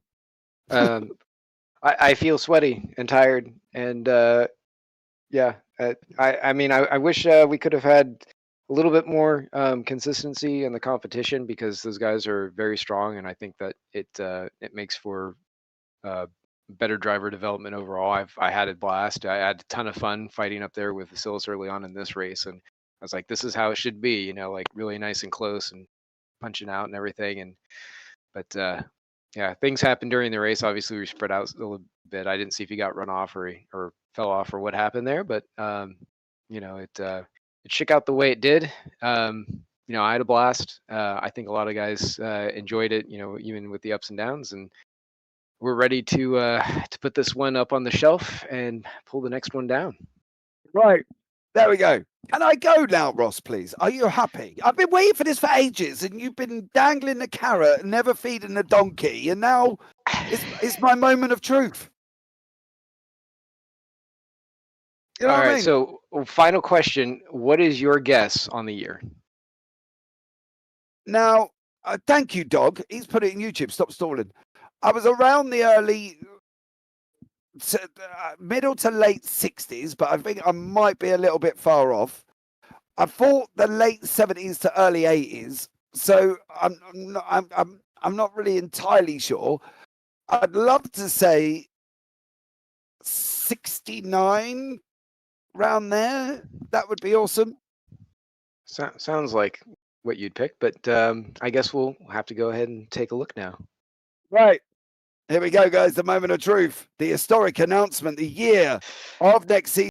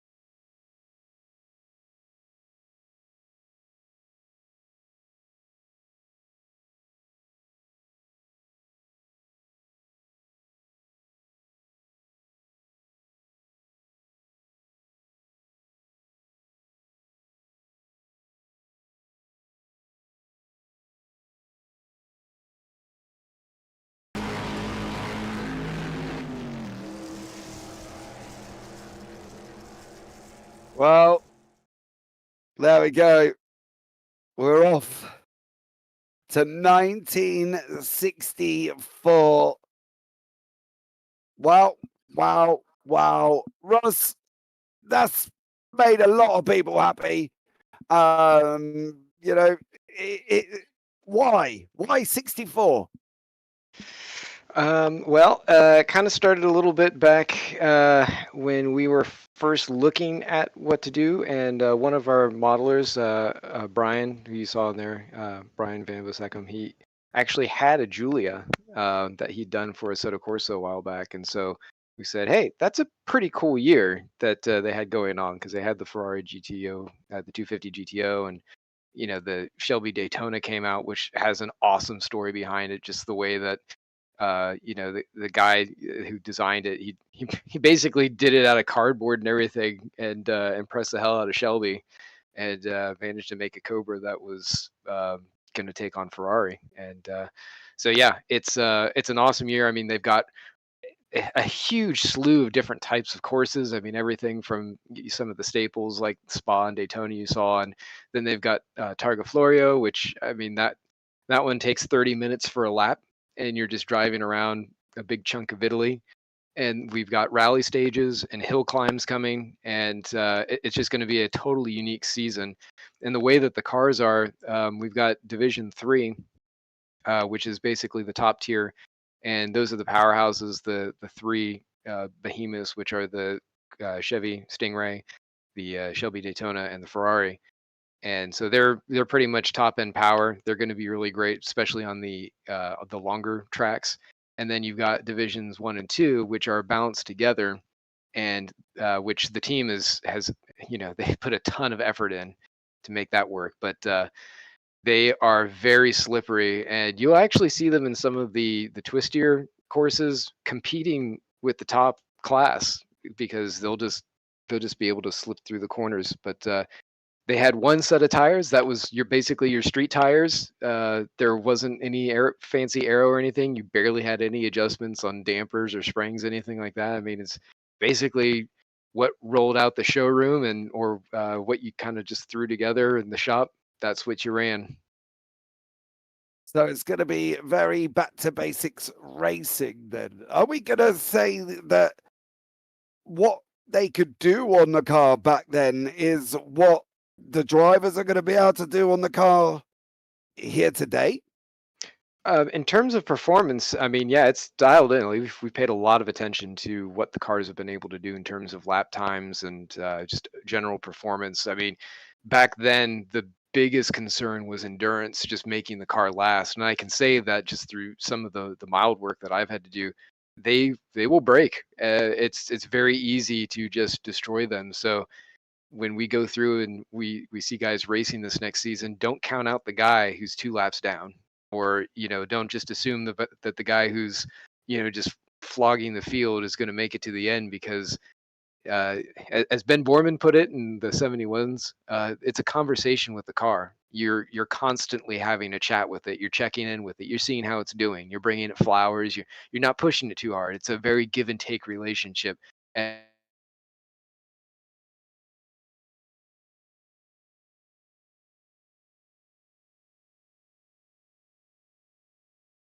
we're expecting a lot of fun. Wasn't it I think in 1971 championship where Brett Brooks, an amateur at the time, drove to victory after all the top 7 contenders crashed out? Yeah, I think it was. So yeah, this happens with these historic cars, the very, very old cars, vintage cars. Yeah, to answer your point, James, yes, they are having exact the adjustments that they had back in the 60s, which that would mean nothing. You cannot even adjust brake bias on the fly. So it's strictly road driving.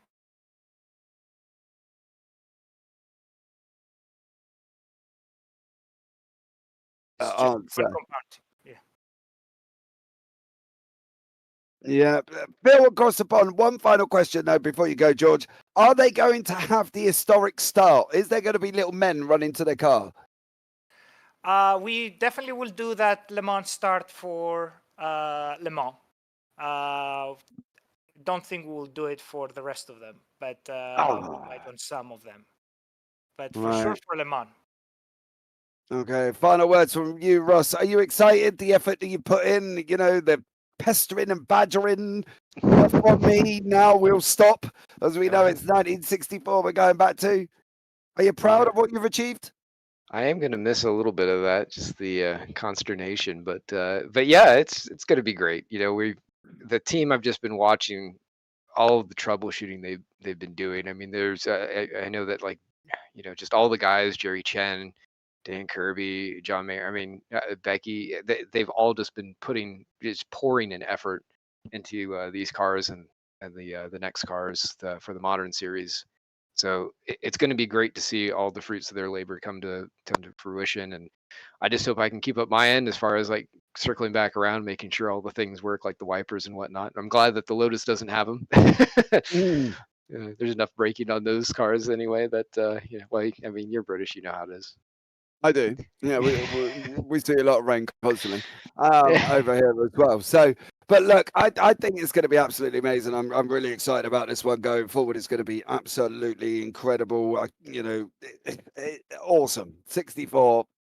Amazing, absolutely amazing. But what we are going to do, guys, we're going to bring this historic season to an end, and this historic broadcast with the announcement of the 64 season coming next season there as well. Full calendar details will be out, I'm sure, very, very shortly. But for now, guys, it's been absolute pleasure being here for this season, and can't wait to see what happens next season and how these all drivers come back and what cars they pick and what we're going to see out on track. But for now, guys, that's going to wrap it up here once more on the JBB YouTube channel and the CMS YouTube channel. So don't forget, like, subscribe, turn on the bells. That will be absolutely amazing. Do you really want to miss the start of the historic next season? Well, I don't. So for now, guys, from myself up here in the booth, I've been James Parfitt alongside Paul Glover, alongside Becky Ely and Stephen Miller. Massive shout out to them too. And from George and Ross up here, take care. Have a great week. And you never know, we might see you on the track sometime. Good night.